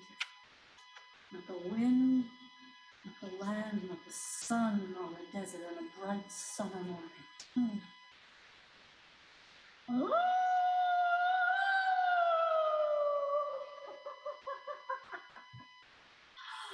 Oh, but somehow I should learn to paint something of my feeling for it. Maybe, just maybe I could go back with something. But I don't want to go back until I'm ready.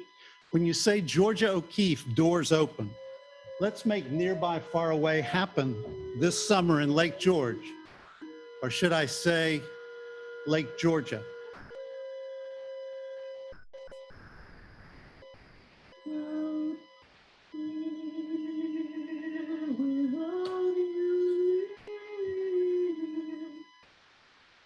I feel like I could disappear. Out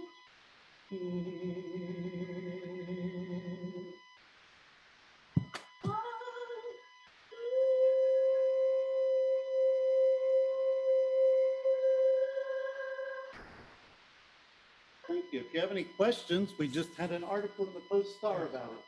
Maury Thompson. Very good. Thank you. Very good. Any questions? Andrea, any question? No. Claudia? Michael? I do. Is this just a one-year event, or is this something you believe might go on from year to year? We're applying for money for this year. Neil, Basically, we want. make sure you stay at the mic or we can't hear you. Thank you. We're applying for a budget of $30,000 for this event this summer, but we would love it to be an annual event, an O'Keefe Fest, as Mayor Blaze called it, with lots of organizations doing things like the Hyde or any arts. We've already contacted the list on your brochure there. So we would love it to be every year. Any other questions? Well, we thank you for so much. waiting for us and a good presentation. I really appreciate I feel like we've covered a little bit of everything today, right? We got some culture, we got, Athletics, so great job. Thank you. wine, food. Okay, who we got left? Wine. We have the boys basketball tournament. Anybody here? Boys basketball tournament. Yeah, I thought we had actually already committed to that for 3 years. We did commit back when it was coming back, so we'll have to check that out. The basketball, Chip was supposed to be here. I think with the delay in time, I think he may have gotten caught. okay. I'll speak to it because I work at it if you want me to. I've worked at that thing probably since 1998. It's a great event. It's good to have it back into the city again. It brings mostly outside, outside teams from outside the area. Section 2, if they get lucky, they will have 4 representatives there. But if not, they come from all over the state of New York. They do stay. A lot of teams will stay more than one night. Some will stay a couple nights. And the crowds have been very good at Glens Falls. And hopefully, I would think, based on not having it for a couple of years, the event should do very, very well again this year. So I'm a little, I'm a self-promoter event that I keep scoring that thing. I've done it for years and years and years. I enjoy it. And I think a lot of people, and I think the downtown business people certainly enjoy it in the city. So that's on our list. Primetime lacrosse. I know, Kristen, you know quite a bit about this one. Is anybody here from that? They're Yeah. on Zoom. Oh, they're on Zoom. Okay, good. Hey, how's it going? I'm Spencer Lowe with Primetime Lacrosse. We're excited to be back up this summer for what'll be our 6th year of the event. We started running it in 2016. And since then, we've enjoyed probably about 30% growth in the teams we've had attending. This past year was actually our biggest event yet with 158 teams. And, we've attracted teams from 16 states this past year. And, they come from as far as California, Texas, Colorado. And that works out to, we had probably about 8,800 visitors last year. Really for us, it's been about providing an experience for the attendees so that they're wanting to stay longer. This past year, the average attendee stayed for 2.55 nights. And for us, we're finding ways to increase the length of their stay. We've added an event on the Friday, which would be the 22nd of July for individuals. And really our goal is to bump that up to, the average person staying for 2.8 nights. In the past years, we've had, 6,100 room nights. This year, we're looking at about 7,500. And for the occupancy tax, we're requesting of 50,000.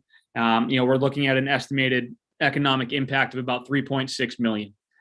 Since 2016, we've done about probably an estimated 8.9 million in economic impact. And with how the event's gone, this past year and kind of pre-COVID, that's something we see growing kind of going forward.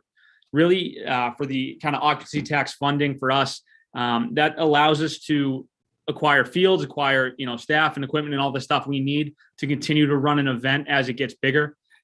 This past year we were on, I believe it was 15 fields all throughout the Lake George area, downtown Lake George, Golden Goal, some other fields as well. And, as we look to increase kind of the size of the event, really for us, it's been about securing more field space, which allows us to schedule teams so they're done earlier in the day, so more of them can kind of enjoy the Lake George area. As we kind of move forward, for us, it's really been really just to the Lake George area. People love it. And as far as kind of lacrosse specifically goes, we're lucky enough where, about 85% of the attendees actually require hotel stays. And that's really something that compared to some other kind of events that we run personally, this area, really attracts kind of teams from all over the country. Last year we were unfortunately unable to have some of the other teams that wanted to attend coming down from Canada, just because of kind of some issues with the border and everything like that. But this year, just kind of the word of mouth of the event, we're lucky enough where we've had some teams from other states as well, Montana, Idaho, Oregon, who've already reached out expressing interest in the event. And really for us, the occupancy tax will go towards further, marketing the event in new areas, new parts of the country, attracting new club teams, and kind of the way club lacrosse is going as well. Even our estimated visitors about 9,800. That number, it should be low. Teams in the past have typically had about 18 people per team. They're coming with an additional, 2 or 2.1 people per team beyond kind of the members of that team. But with the team size growing to, now club teams typically carry 20, 22 kids. There's definitely a kind of an even bigger opportunity for more visitors to the Lake George region as part of this event. And kind of during that COVID year, we had initially been planning on running this as a 4-day event. And that's something that going beyond 2022, if we have kind of the success we're looking to have for this summer, additional days, multiple dates or sessions is something that we're kind of strongly considering going forward. Just based on the number of teams we have interested that are new for this year, how we're going to market it this year in new regions. It's definitely a lot of potential for continued growth kind of going forward in the next couple of years here, especially kind of in the fall, earlier in the summer, later in the summer, kind of as, kind of opportunity presents itself in the Lake George area. But again, that's kind of our numbers and everything like that. If you have any questions on, how we got to some of those numbers, where our tracking of it comes from or anything like that, I'd be happy to answer those as well. Thank you. Okay, anybody on the primetime lacrosse? It's a good event. Claudia. Thank you, Chairman. So this is kind of random question, but I'm familiar with a large lacrosse tournament in Lake Placid that's towards the end of July. Is this competing with that particular tournament? So this one actually is on separate dates. So the one that's in Lake Placid is run by another group, and typically they are kind of the first week in August. They have a model that's more for sort of adult men's and women's teams. We're more on the youth and high school side. And then really for us, we see this going towards sort of a multi-day during the week kind of event going forward. Obviously, that was our plan in 2020. But we kind of had to back off of that kind of 4-day sort of event. But that's something we're looking towards for 2023 as we kind of continue to grow on our weekend dates right now. Thank you. Okay. Any other questions? Brings a lot of youth into our communities, and hopefully, if we put on a good show for them, they want to come back. And you must get pretty good reviews on this tournament. Yeah, this is probably one of the biggest ones we run. As you mentioned, it's for kids in second grade up through high school seniors. And it's really kind of a wide range. People who've never been to the area before.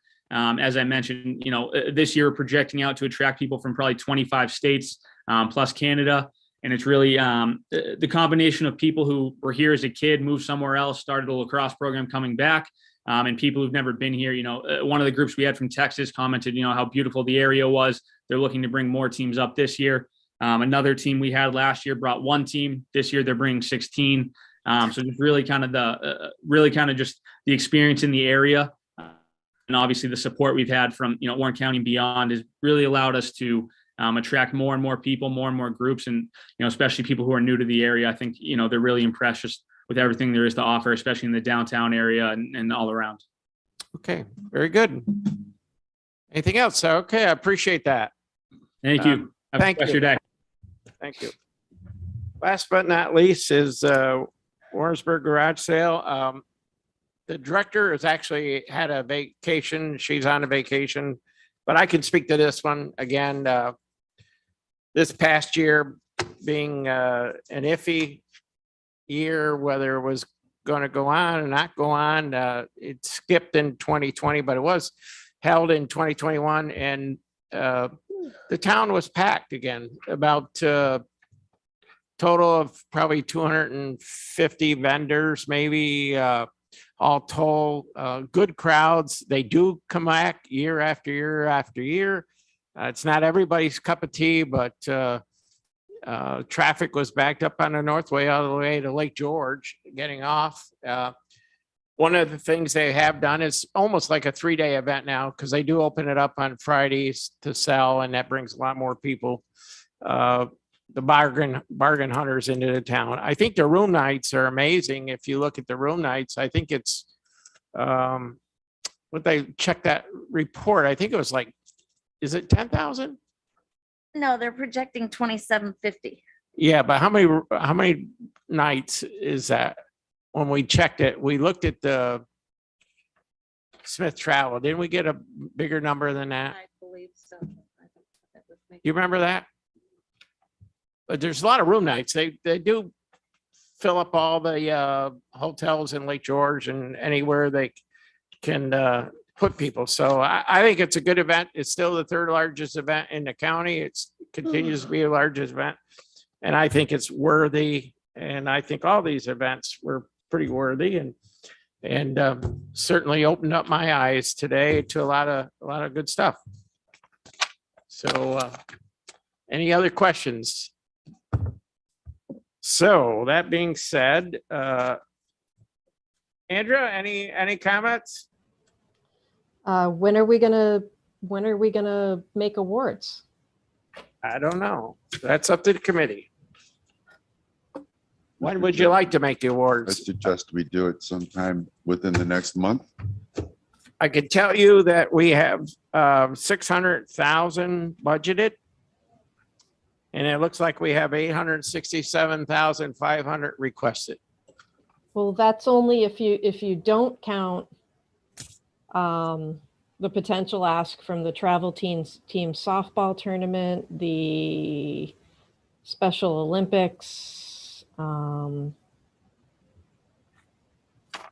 So yeah, I mean, we've got hard choices to make here. And is all of the discussion going to happen in public on each of these decisions?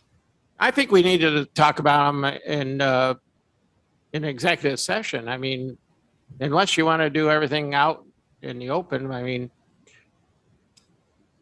but I do think we need some time for everybody to analyze each one of them and come back and get together.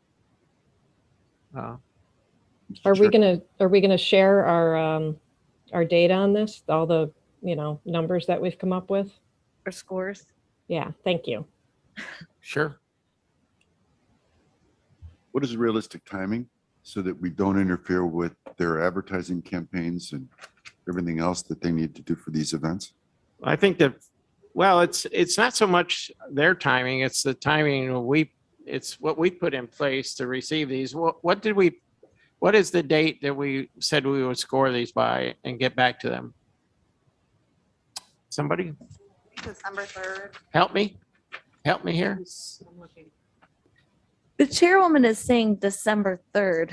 I'm wondering though, is this really supposed to be for the whole year's worth of allocations? I thought we were doing We have a second round coming up in January. That's for the off seasons. Right. Perhaps. Some of them probably want to know, they're going to want to know if we could do it before the end of the year, it probably would be helpful.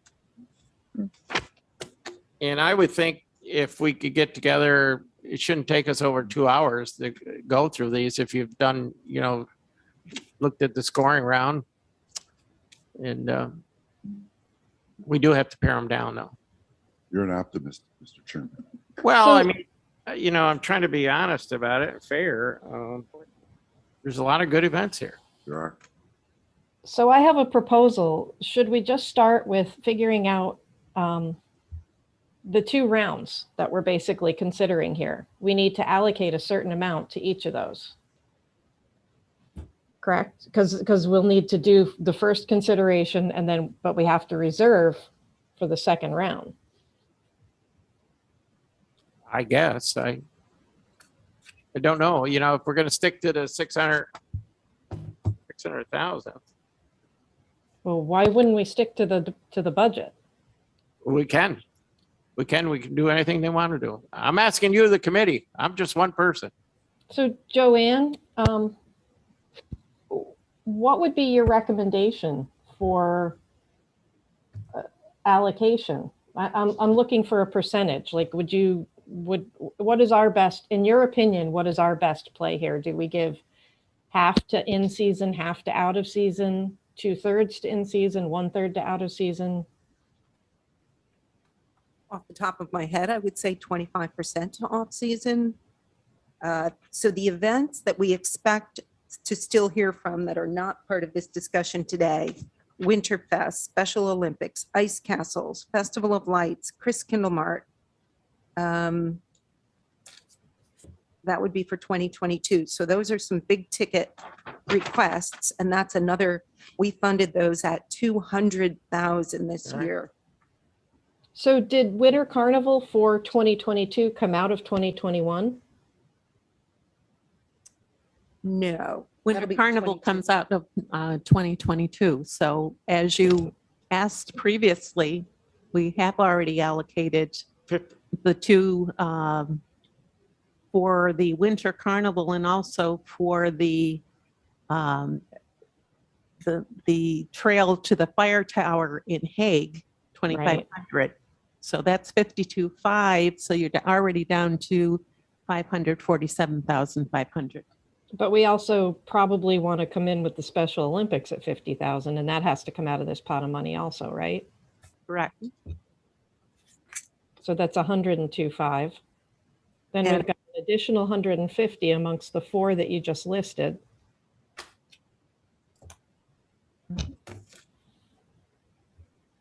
Mr. And I Chairman. believe you'll hear from the Adirondack Sports Complex as well. That's another 40,000.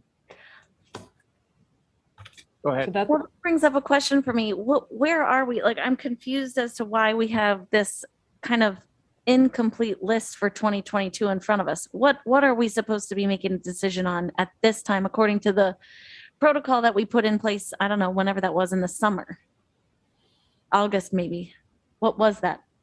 And Kristen can verify or any of this, but this session is for peak season events that are happening in 2022. And then on the application, there's a second set of dates for off-peak season. So the really ice castles and perhaps Special Olympics and Winterfest should come back at the beginning of next year to request funding for winter of 2022. So Well, that's even the to be fair, $200,000. the Warrensburg garage sale's not till the end of September. Is that still considered peak? It's with, I think, October. It's October. Yeah, it's still in the October to peak season. In May, right. Okay, so anything in October, we're not dealing with right now. They didn't submit an application. We're in a bridge series right now because of the way this application process happened. And because we only put this new application in process within the last 6 months, we're still trying to play catch up. in essence. So that's where some of these other events that were winter events that were just approved for funding for this upcoming winter going into 22 are bridging a little bit on both sides. So and that's the, I think we've funded basically winter events to the tune of about $215,000, which is probably one of the largest we've done in a while. However, now the applications we have here are for what we do deal with for an annual basis as well as peak. So those were the applications based on the application that was approved by this committee back in the summer. And the dates were discussed and agreed upon because it was requested that a schedule was put out there so that we could kind of get onto a rolling schedule so that everybody knew from a funding standpoint, you apply at this time for these events, you apply for this time for these events. And we're still managing that and getting to that point. So that's sort of where we are now. So these applications right now is everybody that put in for an annual event or one that falls within that peak season. There are a few that did not fall under this bucket because they didn't apply yet. So like to Lisa's point, Adirondack Sport Dome didn't put in. He was planning on it, but he probably will fit into the second round. Women's bowling, PWBA, the big international event is coming next year as well. They will put in for some additional funding. So there's still a few out there. There may be some others we don't even know about. So my cautionary tale at this point is that we have this pot of money.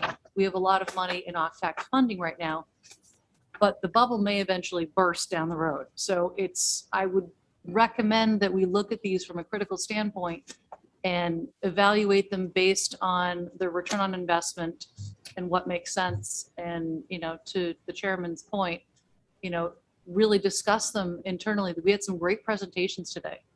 And so taking that information into account as well. I mean, there's a lot of pages of applications to read through, close to 400, but they did provide some great detail. So I hope that answers. Supervisor Well. Mr. Chairman, thank you. It's been a long day. Right. My concern is that we're not being prudent with how we go through this process from a fiscal standpoint. We set a budget and then something comes up and something comes up and something comes up and we exceed the budget, and then we exceed the budget again, and we exceed the budget again. We need to be more prudent about what we're doing, because if we start to fund all these additional events, there may come a time where we don't have the money to fund these.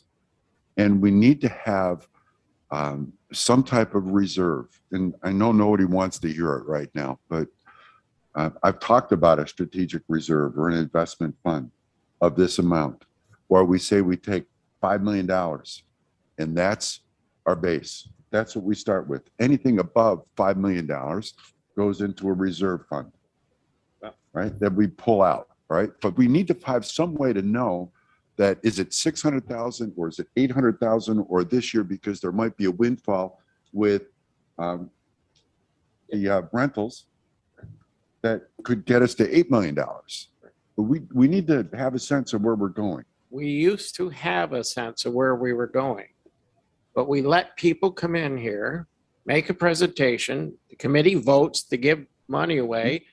At the spur of the moment, we don't have any private conversations because people don't want to say, we like your event, but perhaps we should reduce it. So they come in here, they make a presentation, somebody makes a motion to give them money, they give them the money, and then we're in this. I mean, if I'm looking, and somebody help me if I'm wrong here, it adds up to $575,000. Is that the request on these 20? Correct. And we have 600 total to give them, or is there some of that money already spoken for? Already spoken for. So how much money do we actually have to give out to this 575,000? And that brings me to this point. When people come to the meetings and ask for 20,000 and people will make a motion, you forget that it's coming from this budget. I'm waiting for Lisa to give me. Yeah, so 547,500. 547. Does that include? That is, we've already given 50,000 to the winter carnival. 50, right. 50 and 2,500 for the Hague Fire Tower trail. For 2022. For So we have 2022. 547,500. Okay. Or peak But and that, I had my hand up. Understand. Relax. I'm going to get to you. I've just written down a number. Go ahead. Thank you. I agree with you, Chairman, that we should follow our process. Yeah. And we need to do it carefully and I think in a fair way. I think all of these applications were cool events and they can use our money to promote Warren County. I just, at this moment in time, I don't know that I have a handle on which ones we should be nickeling and diming and reducing by, $5,000 or whatever it is. And I also have a very hard time wrapping my head around the fact that we're saying we've only budgeted $547,500 for the whole rest of the year. And we have some really big events that we aren't even indicated on this list, plus anything new that might come up later in the year. So we're going to have to take a step back, I think, and say either we're going to chop all of these across the board in some fair way, or we need to take a look at our projected budget. I'm looking at the budget officer. I know he tries to be very careful and conservative, but I think this particular year, maybe we were too conservative with only a $600,000 projected revenue to distribute. Well, in the past, it's been substantially less than that. Yeah. Substantially. We just had a growth of 28%, right? Over 2019. Yeah, sure. We're growing.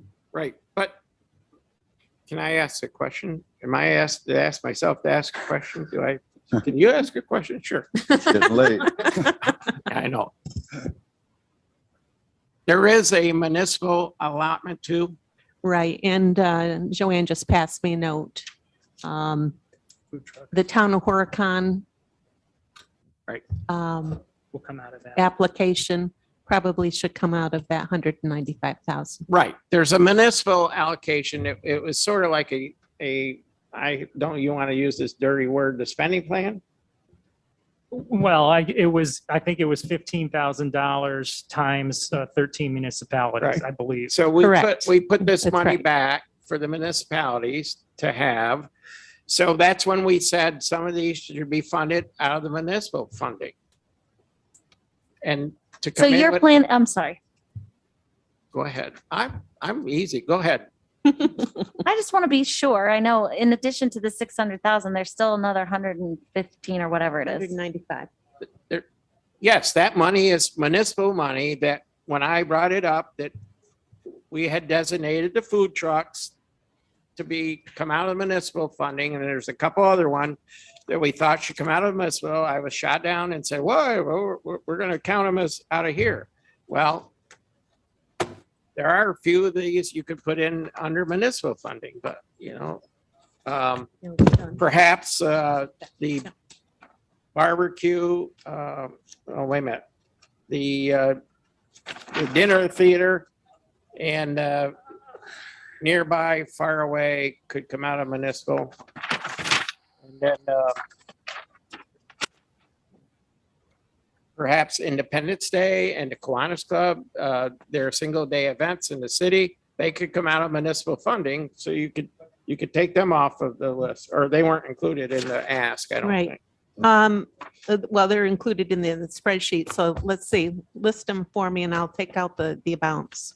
Mr. Chairman, before we do this, Say 11, 12. Hold on, I was gonna answer her question first. Go ahead, Lisa. What do you want to know? So, okay, so I was just going to take those out that you just mentioned. Yeah, the food truck was 13.2. Right.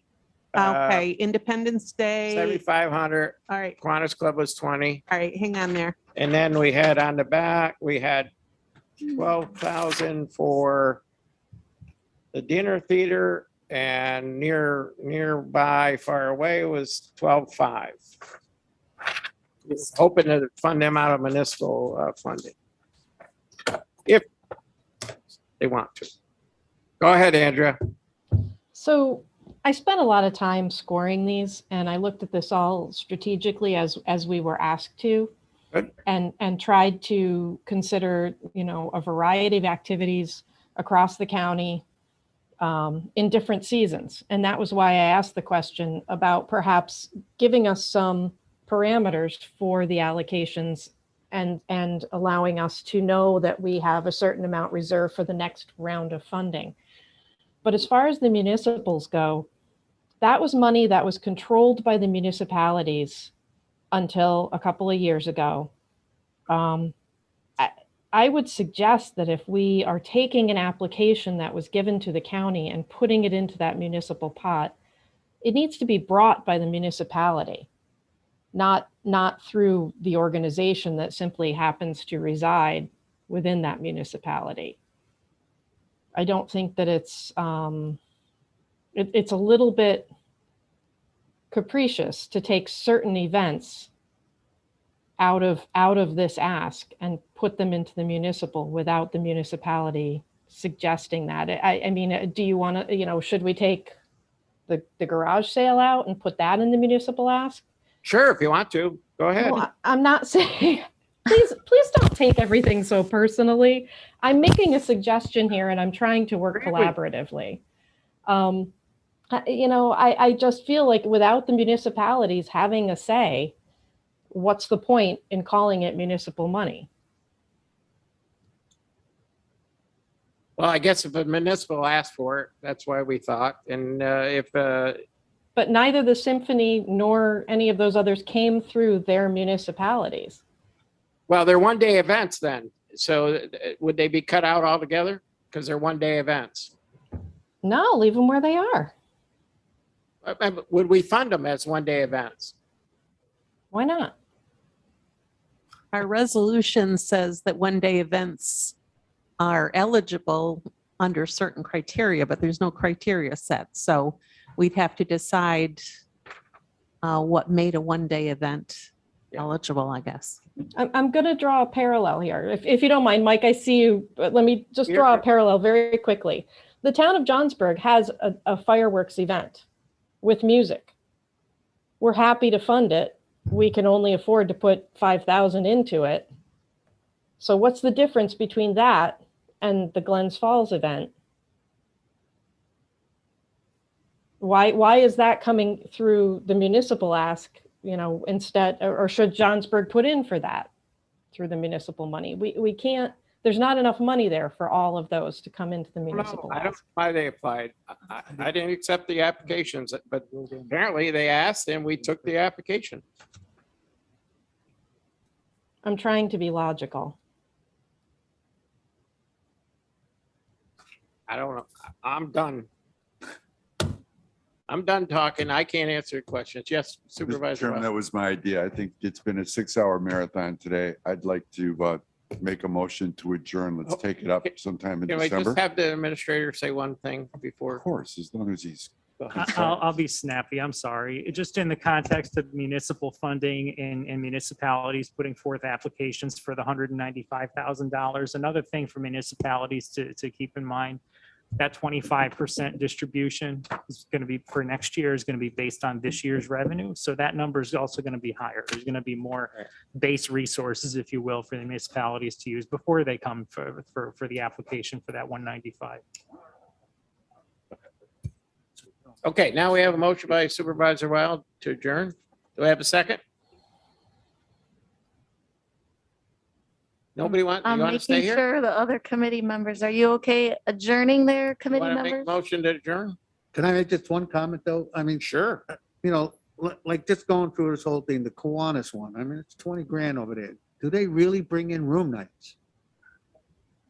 No, If we're going to go into each one, I don't want to do that publicly. No, I don't, I don't want to do it, but I'm just bringing up this 20,000. They don't bring room nights. It's a great organization. They do good jobs, but they don't, the room nights don't get Yep. added. And that's mostly, supposedly you had to have room nights to get a lot of money. That's 20 grand right there. But we could discuss it at another meeting. I have a question before we adjourn. Go ahead. When will we reconvene? When can we reconvene? I don't know, because every time I wanted to have a second meeting, I got shut down over having a second meeting to do this. So I can't answer that question. I don't control the calendar. How do we go about doing that? I'm in favor of a second meeting.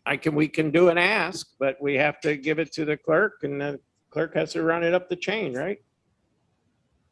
I wanted 2 meetings today, but we were told we had to do it today. I'm sorry, from a protocol standpoint, we have someone that'll override the committee who feels like they need to get together again.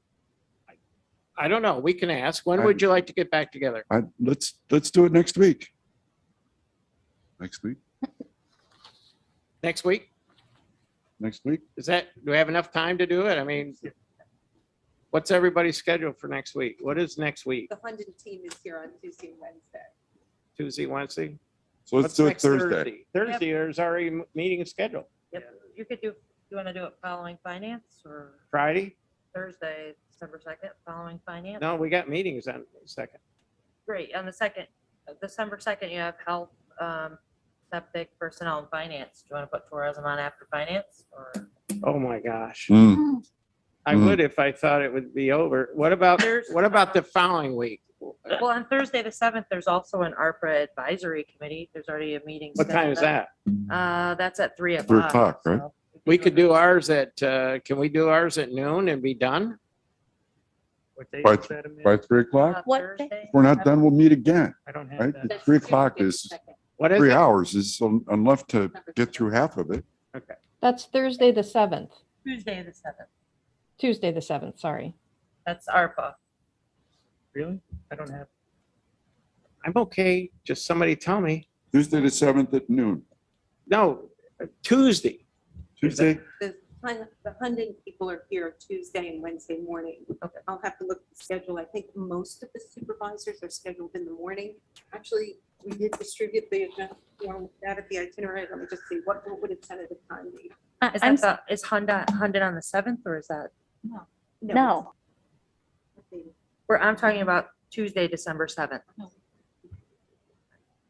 I think you wanted to do noon on Tuesday, December 7th. Is that Pearl Harbor Day? Yes. Good. Okay. That's How my wife's how about the 7th at 12 o'clock? Can everybody on the committee make it on the 7th at 12? Is everybody in the office there? Can we do that? Yes, Claudia? Yes. Yes, Andrea? Yes. Okay, Gene? Yes. Is he there? Yeah, I'm here. Okay, how about Mr. Wild? It's in my calendar. Okay, then I can make it. Can you make it, Ryan? Sure can. Then I guess, and the staff can be there? Yes, Claudia? Thank you. Just one more question for committee to hold ourselves accountable to doing the scoring. Because I think that will get at whether or not the people should get the awards that they've asked for or not, whether it's 1 day or 3 days, look at the scoring and that's supposed to tell us. Okay, but Thank you. can we be prepared Yes. to try to say, because I look at it different. We all have our opinions, right? Yes. Okay. And Chairman. they will reach out to Mr. Stroud. Yeah. Amanda, will you be able to get a release? We have to have a notice of this, right? Yep. So that's easy to do also. Anything I'm forgetting? Thank you very much. Can please somebody reach out to Supervisor Stroud and let him know? Yeah. Is there anybody else we missed? I thank the committee for hanging in there. Supervisor Beatty. Supervisor Beatty, he wasn't here, but will you let him know? Yeah, we'll send out a meeting notice to everyone. Okay. Can we meet privately or do we want to meet in open session? No, you're gonna have to meet in an open meeting. We have to? You have to have an official committee meeting, whether you can meet in executive session, that's a question. Well, we used to go in that room and just do it. Okay. We can't. That doesn't mean. I don't it's not care. right. Well, then be prepared to stand by your number. I'm just saying, when Dennis did it, this is what you're gonna do. Okay, when? I'm gonna schedule it for Tuesday, December 7th at noon. All right, be prepared the 7th to bring in your scoring sheets. We're gonna whip right through them. Yes. Okay, motion to adjourn. Supervisor Wild, we have a second, Supervisor Bramer.